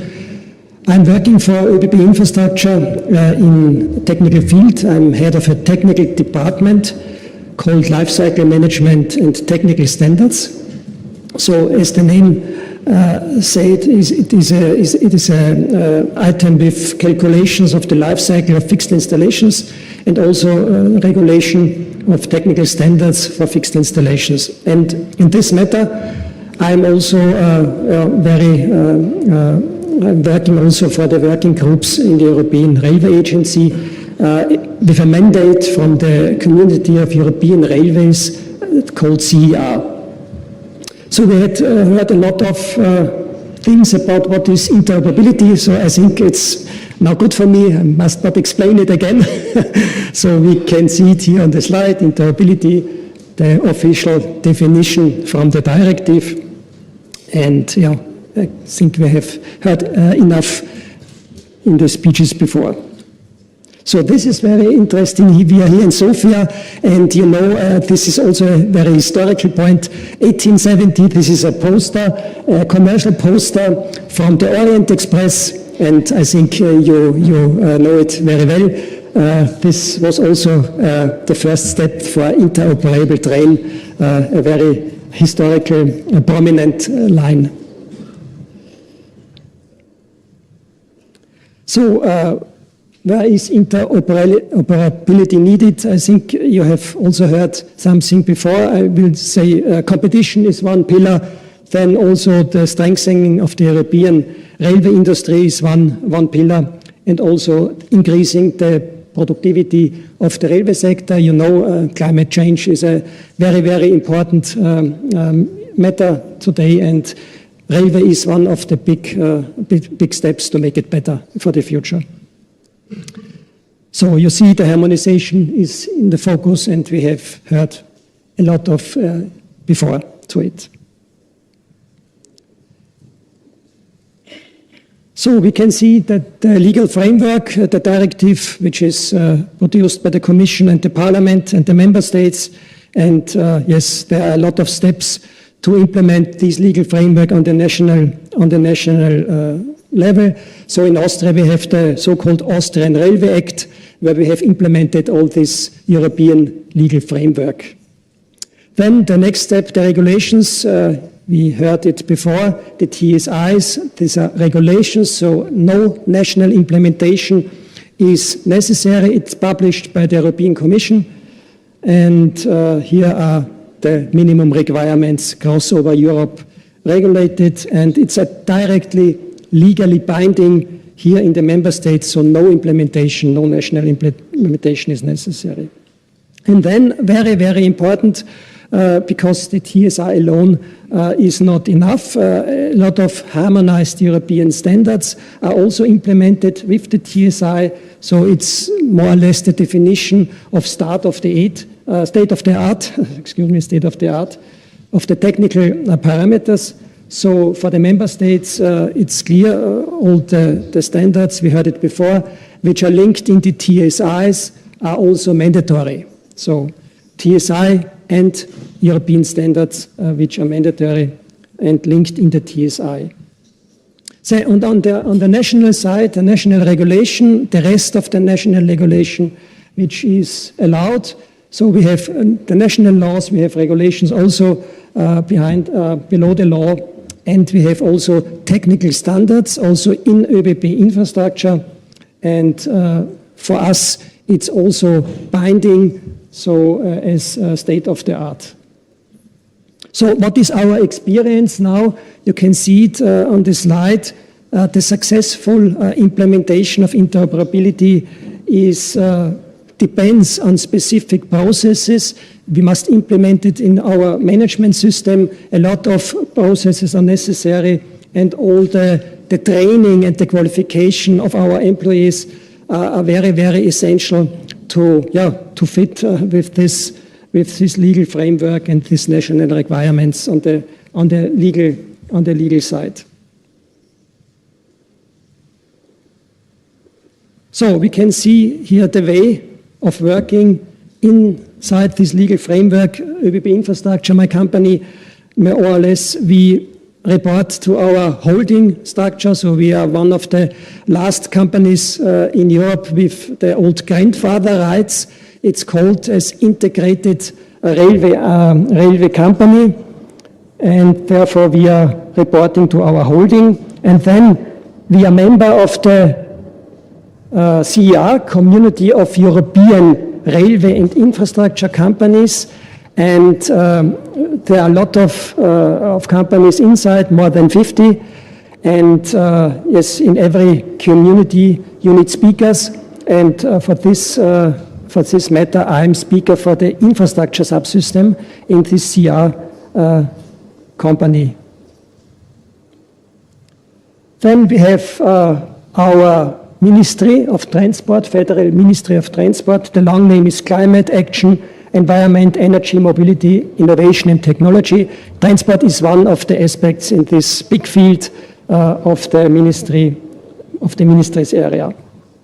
And these are the two ways. So we can act as ÖBB Infrastructure with the CR, but we can also act with our member state ministry, and so we have two ways to give inputs in this development of the legal framework. All of them goes to the European Railway Agency, and then you know the way in the Railway Interoperability and Safety Committee. This is the committee for the European Commission, where all the member states and the members of the European Commission decides about the legal framework, and especially the TSIs. And the Commission itself, which are the producer and then the owner of this legal framework. So what is now our experience? It's always important to give the interests, the special interests from our view of our network in this framework. So it's very essential for us to co-development, to have a co-development of these requirements. If you don't do it, then you have big problems. We have heard also from the Bulgarian network, there are many requirements which is not clear in the beginning that they fit. So we have a lot to do and to bring our interests in these legal framework discussions. So the fourth railway package, we heard something about it before. It's very important because there are big changes in this package. So the require access to the networks for all providers is strengthened in this package.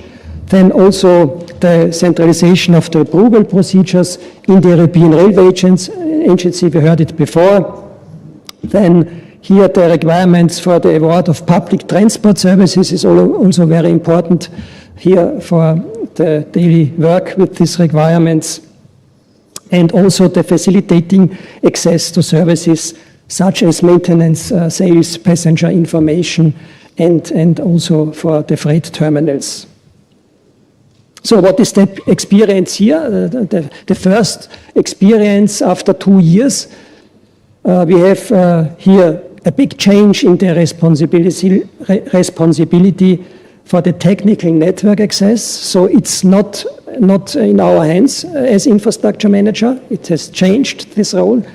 And we have now a new role. We must now provide the sector with this infrastructure data. We heard it also before from ERA. So this is a new task, very big new task for us.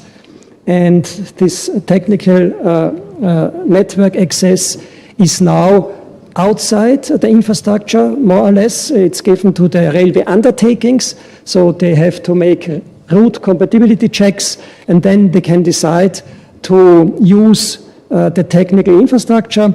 But this is not all. At the end, there's also a commercial network access. This is inside the infrastructure manager, but not the technical access.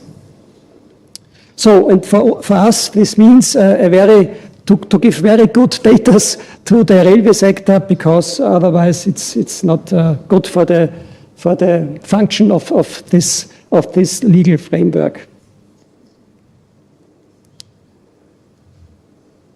So you can see it also here on a picture, what we heard also before, 4 big steps. So placing on the market for subsystems with all the procedure of EC declarations and technical files.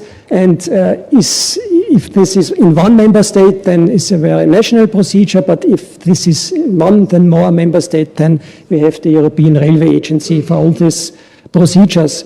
And then the step 2 and 3 on the picture. So this vehicle authorization before placing on the market. This means this technical compatibility between the vehicle and the network in the area of use.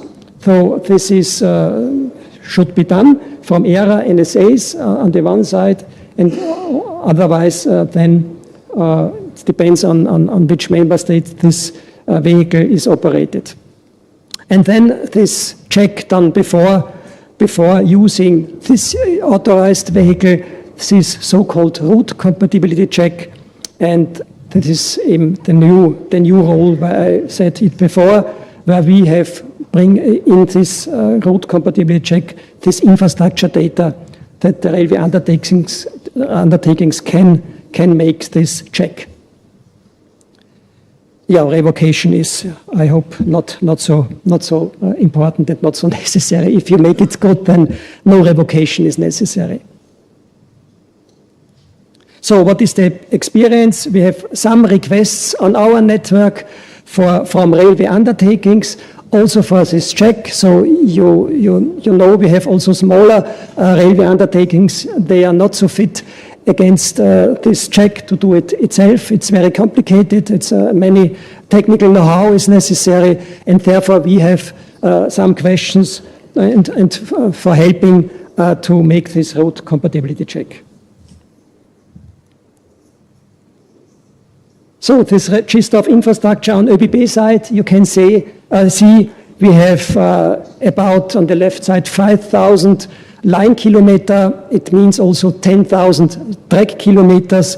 So more than 500,000 data files we have to look for every day, because they must be correct. So it's a big challenge to have it always in a good status. Then we have a lot of operational points, more than 1,000 operational points with more than 40,000 data files to fulfill all these requirements and to fill the register.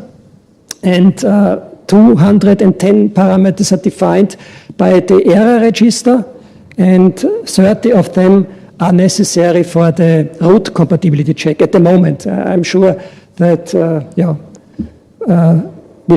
this number will rise in future. So this is our homepage. We have a special company in Austria which gets a mandate from the Ministry of Transport.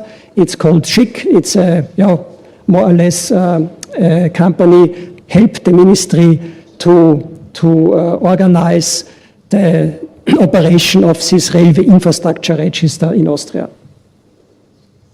Our experience here is that a high quality of data here is necessary for the operational services, and also from a legal point of view is very necessary to have a high quality, and this means for us here also a high effort in the data management, and this is again a big challenge every day to have here a good quality in the register.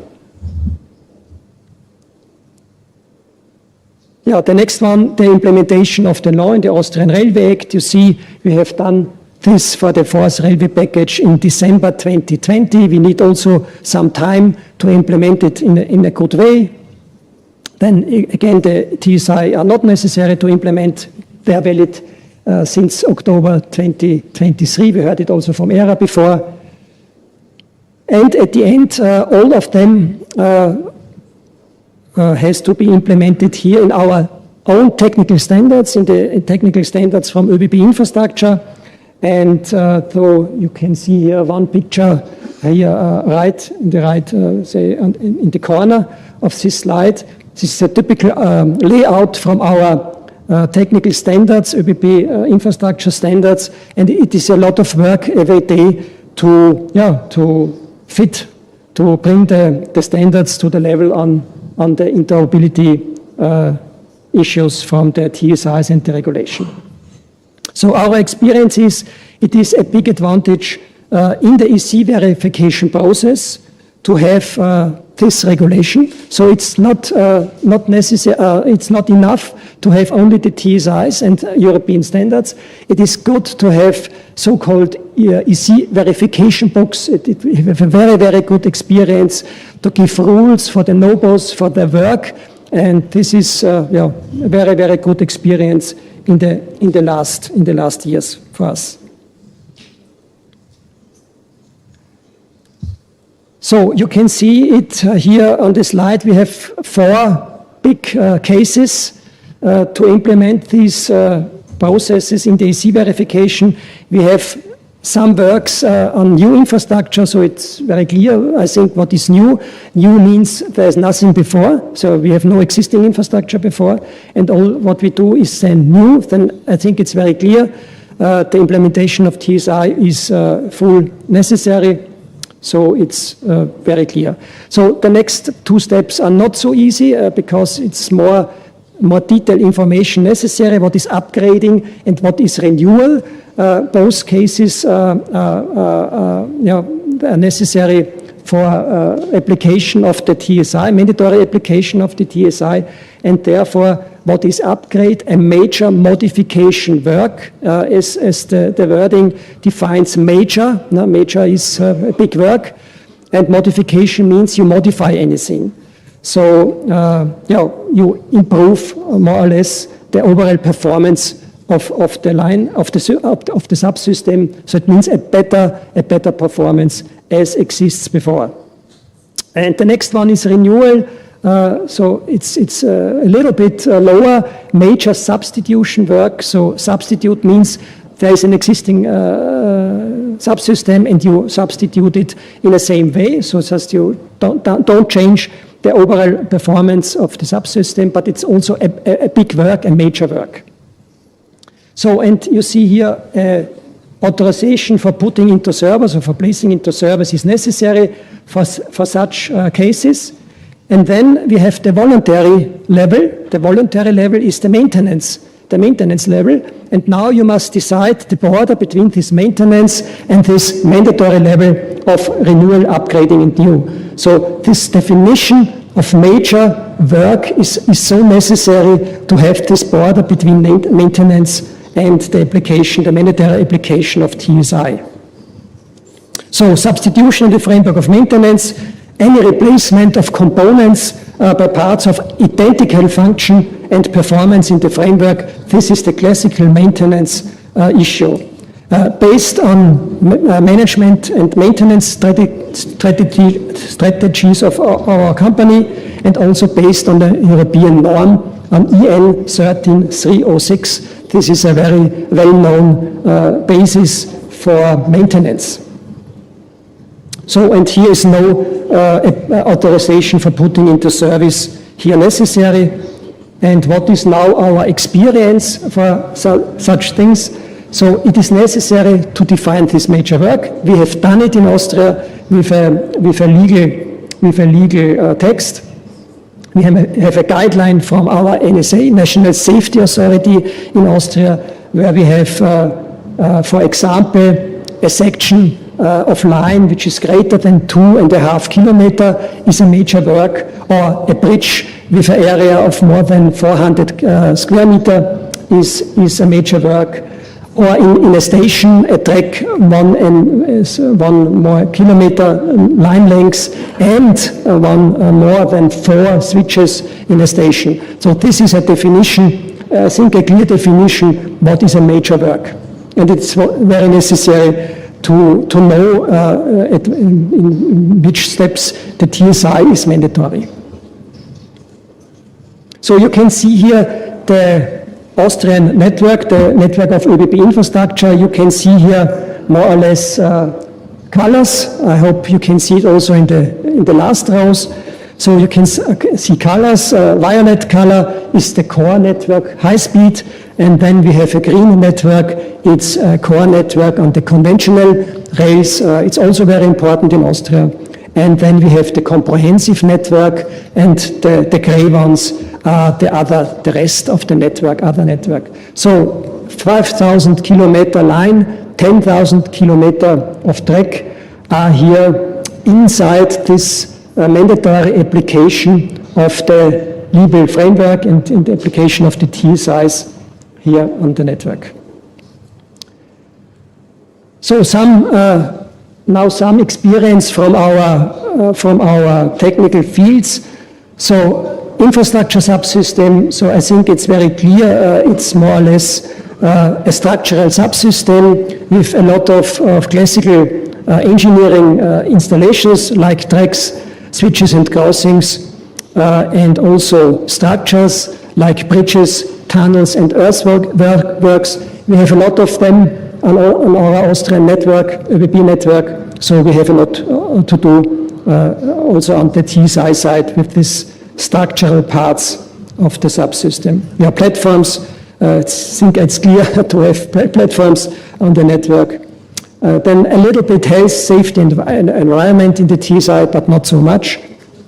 And also operational provisions are also inside the TSI. And the second one is part of a functional subsystem relating to the infrastructure subsystem. There are fixed installations for servicing trains inside, water restocking, refueling equipment, and so on. And we have also some points, operational points, where we have such installations. So the experience is we have a good application of this TSI infrastructure on our network. Our technical standards are fit against the TSI and the European standards. And the major challenge here is to ensure the long-term quality and the costs of the fixed installations. This is the biggest challenge for implementing the TSI infrastructure. So some examples, also on a technical view, verification of the structure gauge is a very complex technical issue. So we have also lines in the mountains and very small structure gauges. So the big challenge is here to compare the specific gauge between vehicle and the intended route. And you have also procedures for checking the route compatibility for the structure gauge. There is a very complex calculation procedure based on the European standard 15273, part 3. and very complicated and very good for technical engineers. You can see here some pictures with calculations and also measuring points to have a good view on points where it's necessary to have a focus on this structure gauge. Yeah, and a coordination between railway undertaking and infrastructure manager is required in such cases.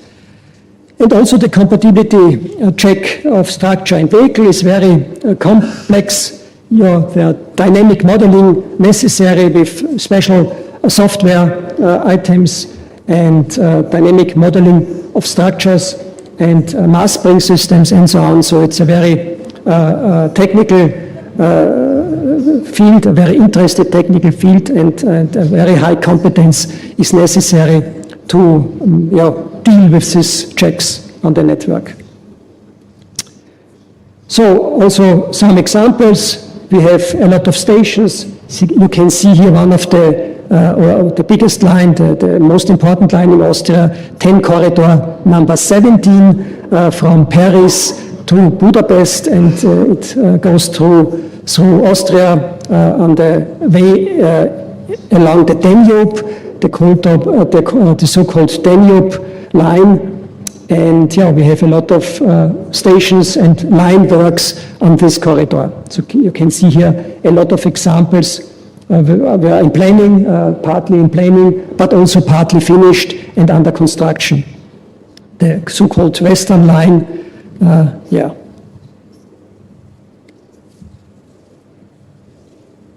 so I think you can see here a lot of experience with the work on the line. So the application of the TSR here is clear, standard and mandatory, obligatory from the interoperability view, and also the 10T regulation. So, but we have also smaller projects, not only the big ones, we have also smaller projects here near the border to check a small comprehensive line where we have also more than 6 kilometers of a renewal project. So you see we have also this sort of projects, this major substitution work.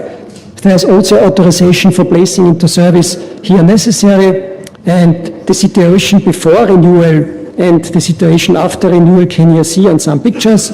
So very simple, one track, and after them it's looks like new, it's clear it's renewed, and also here some examples from the line and a small bridge here also on this.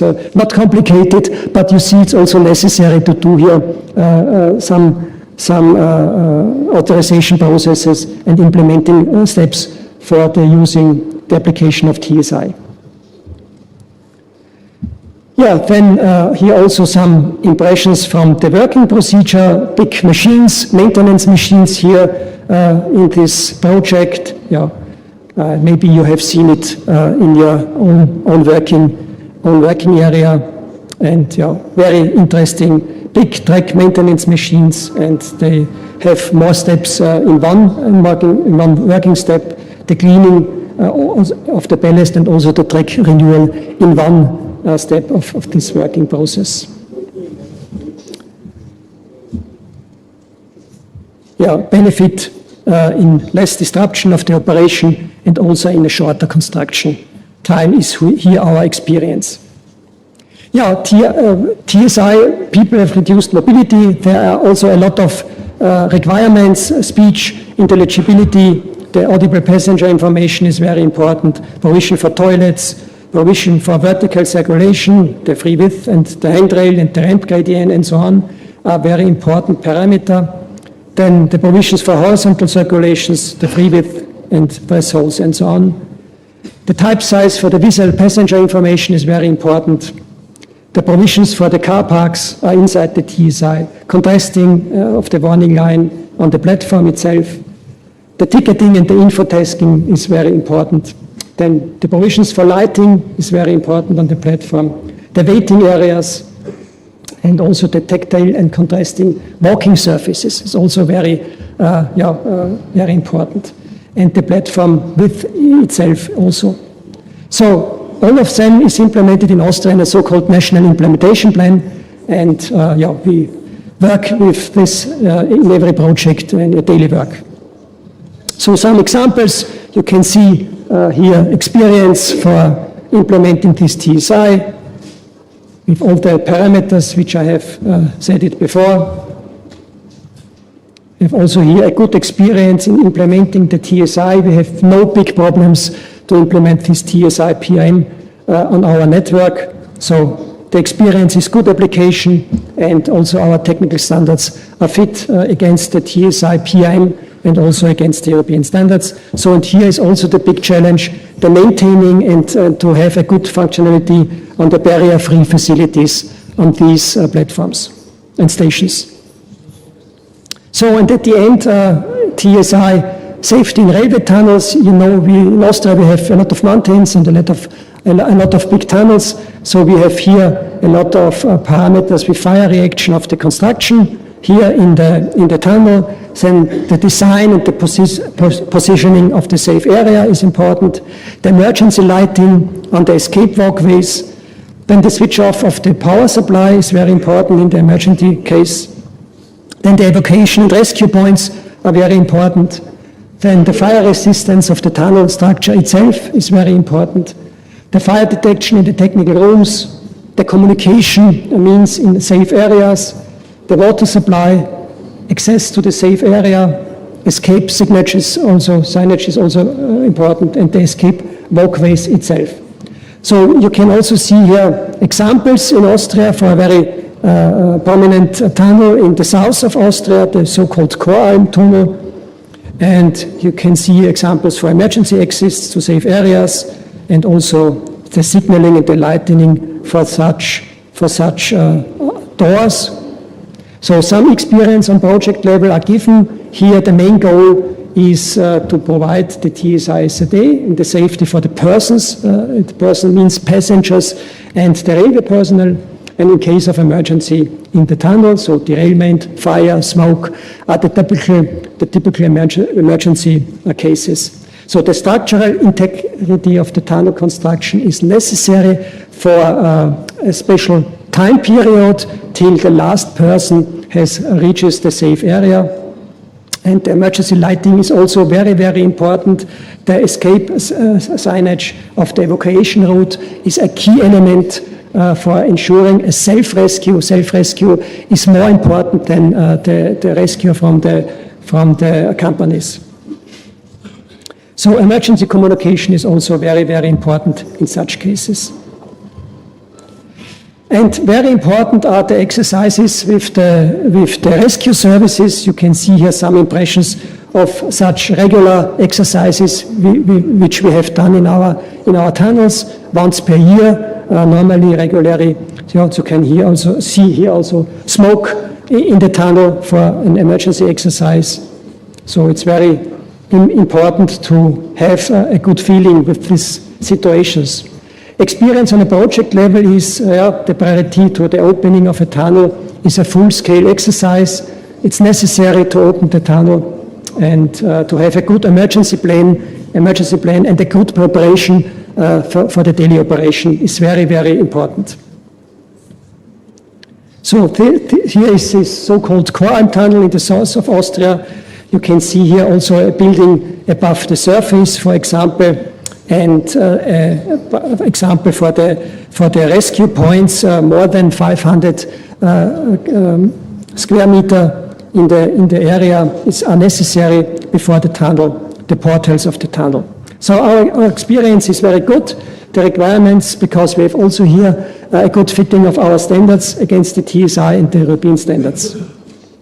And the big challenge here is to have a very good technical equipment in the tunnels for these emergency cases, and these periodic emergency exercises are very, very important, is our experience.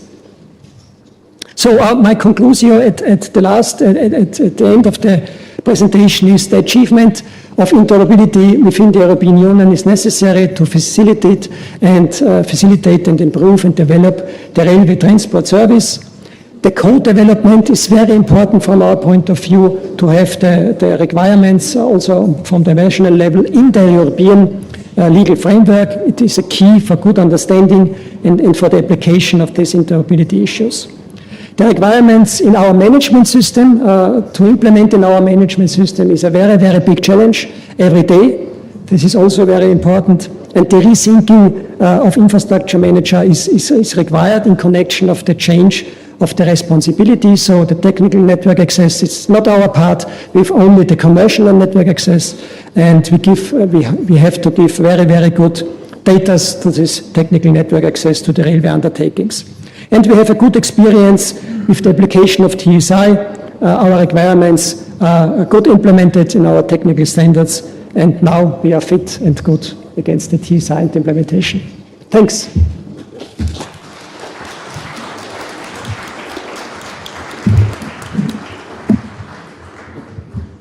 Да благодарим на господин Валтер за... Let's thank to Mr. Walter for the shared experience of the OBB, and especially in the implementation of the interoperability in the railway transport. And I suggest to have a Q&A session, so you have the word for questions.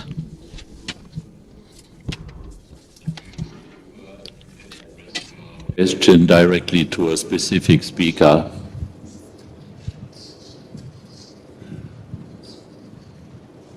Yeah, hello, my name is Jürgen Hurach. I'm a member of the German sister organization VDI, and we have a working group where we analyze the problems of European borderlines, and there are not only technical problems. And I have two questions to the situation of Bulgaria. My first remark, in September we have analyzed, we were in Spain and Portugal, analyzed the problems. The situation is there are not any more passenger trains, only one regional train a day, and they due to the fact that there's a high-speed line, partly realized, but there's nothing, no night trains, no long-distance trains. What's the situation in Bulgaria? Bulgaria is like an isolated island. We have only one regional train from Craiova to Vidin a day, and to Ruse, that's all. And in the 19 years we had many long distance train to Berlin, and we have also to Budapest, and also the intercity to Thessaloniki is suspended. What's the vision of 2030 of the modernization? Is this only an island strategy for intercity trains to Varna or to Burgas, or do we have also a perspective for cross-border passenger trains? And my second question is, the European Union has a corridor, 10 corridor OEM. It goes via Craiova, Vidin, and it's a long way if you compare it with Belgrade, Dimitrovgrad, and we have the relation of a high-speed line. It's nearly ready to Subotica. Has this line a perspective when you compare it with the travel times going via Novi Sad, Beograd? My question is, what are for the first problems? What are the main problems in cross-border transport of passenger trains between Bulgaria, Romania, and Greece? Are the only technical problems? Are all the other problems? And one last remark. Between Germany and Poland, we have one line where we have introduced ETCS, but we see that they are incompatible. There's no locomotive.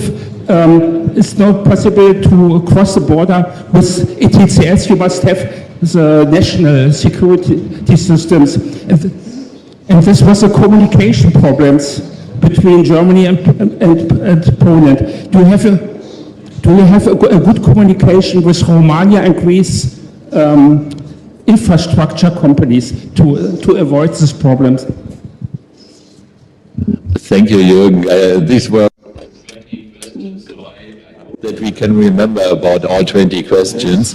You addressed the question to Stoyan or to Desi? Jürgen, it's your question. To Stoyan, no? Yeah.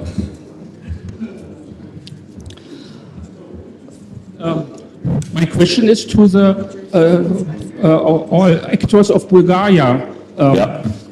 So the first question, are there other problems than technical problems? And also the colleague who has made the presentation of the investments, maybe.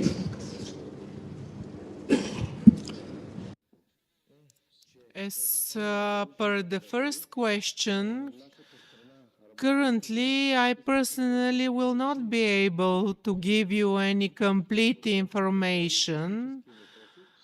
But what can I can say based on my competence is that regarding to the border crossings, our country is actively working and trying to solve all strategic problems as well as technical ones, which are related to the problems appearing during the border crossing, so that the times and inconvenience of crossing of passengers and goods to be reduced and to be as easy as possible.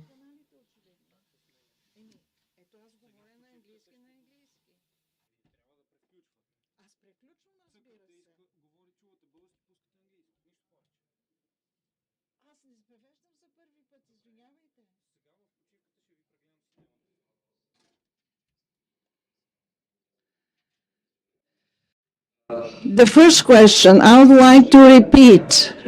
Currently, I cannot give detailed information and answer to the person, and my competence is different and requires higher level of information in order to give detailed information. What I can say is that Bulgaria, as a member of the European Union, as a member state, we are trying to solve all problems that occur in technical and strategical point of view regarding the trans-border crossings.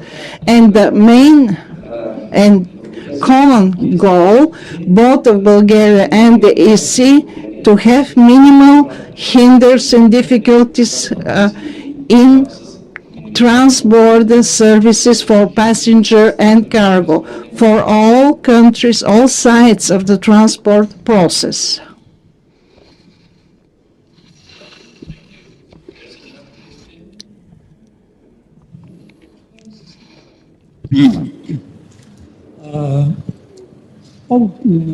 Въпросът ми е повече към...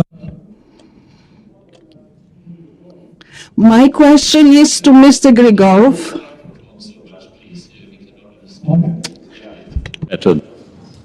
Сега е добре.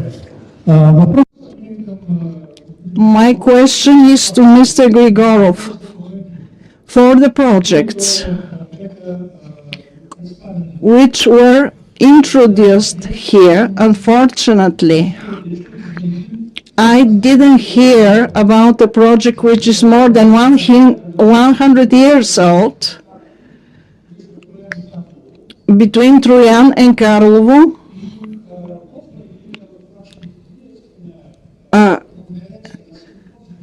And because we are at a conference now, I would like to underline that this connection can be made international as an international corridor which can assist for the traffic south-north, considering that one of the connections within Alpha and through Sofia to Greece. We also have Russia to Turkey through Dimitrovgrad, but we see that to ease the traffic, this is something which is necessary and can be studied more detailed in order to build a sub-corridor on this direction, which comes from Craiova, Bucharest, in the section, the Romania section, which gives the connection to Svištov, and from Svištov to continue through Trojan, Karlovo, and to make connection with the first corridor. These connections could be international for the 10T corridors. One of 7th corridor, the corridor number 9, and the most important corridor from Craiova, which goes through Sofia and the other to Gala. So we can have an intermediate corridor which connects Romania, Bulgaria, Turkey and Greece. Only I will add that such studies have been made within the Union of Transport. There was a team who made these studies, and we have also studies of Intesa, which also considers such possibility. Regarding your question, I can reply the following. In my presentation, we considered the period up to 2030. Well, we accept such ideas. We have considered such directions to assist for the economic development of the European corridors and also the better connectivity between the different lines and corridors. But each realization of such project is related to investments and resources. We also want, and also the Ministry of Transport wants, and all sides of the transport process in Bulgaria and the neighboring countries, we all want to have shorter terms and have such projects implemented, but unfortunately for such large projects, they need more implementation time. Probably this will happen, but in the next period after 2030, and it is related to studies, to investments. Of course, we will use the studies already made, but we should invest also in such projects which can assist to revive some regions and to make connections with neighboring regions and neighboring countries. Thank you. Other questions, please? We have time for one very short question, and then we should coffee break.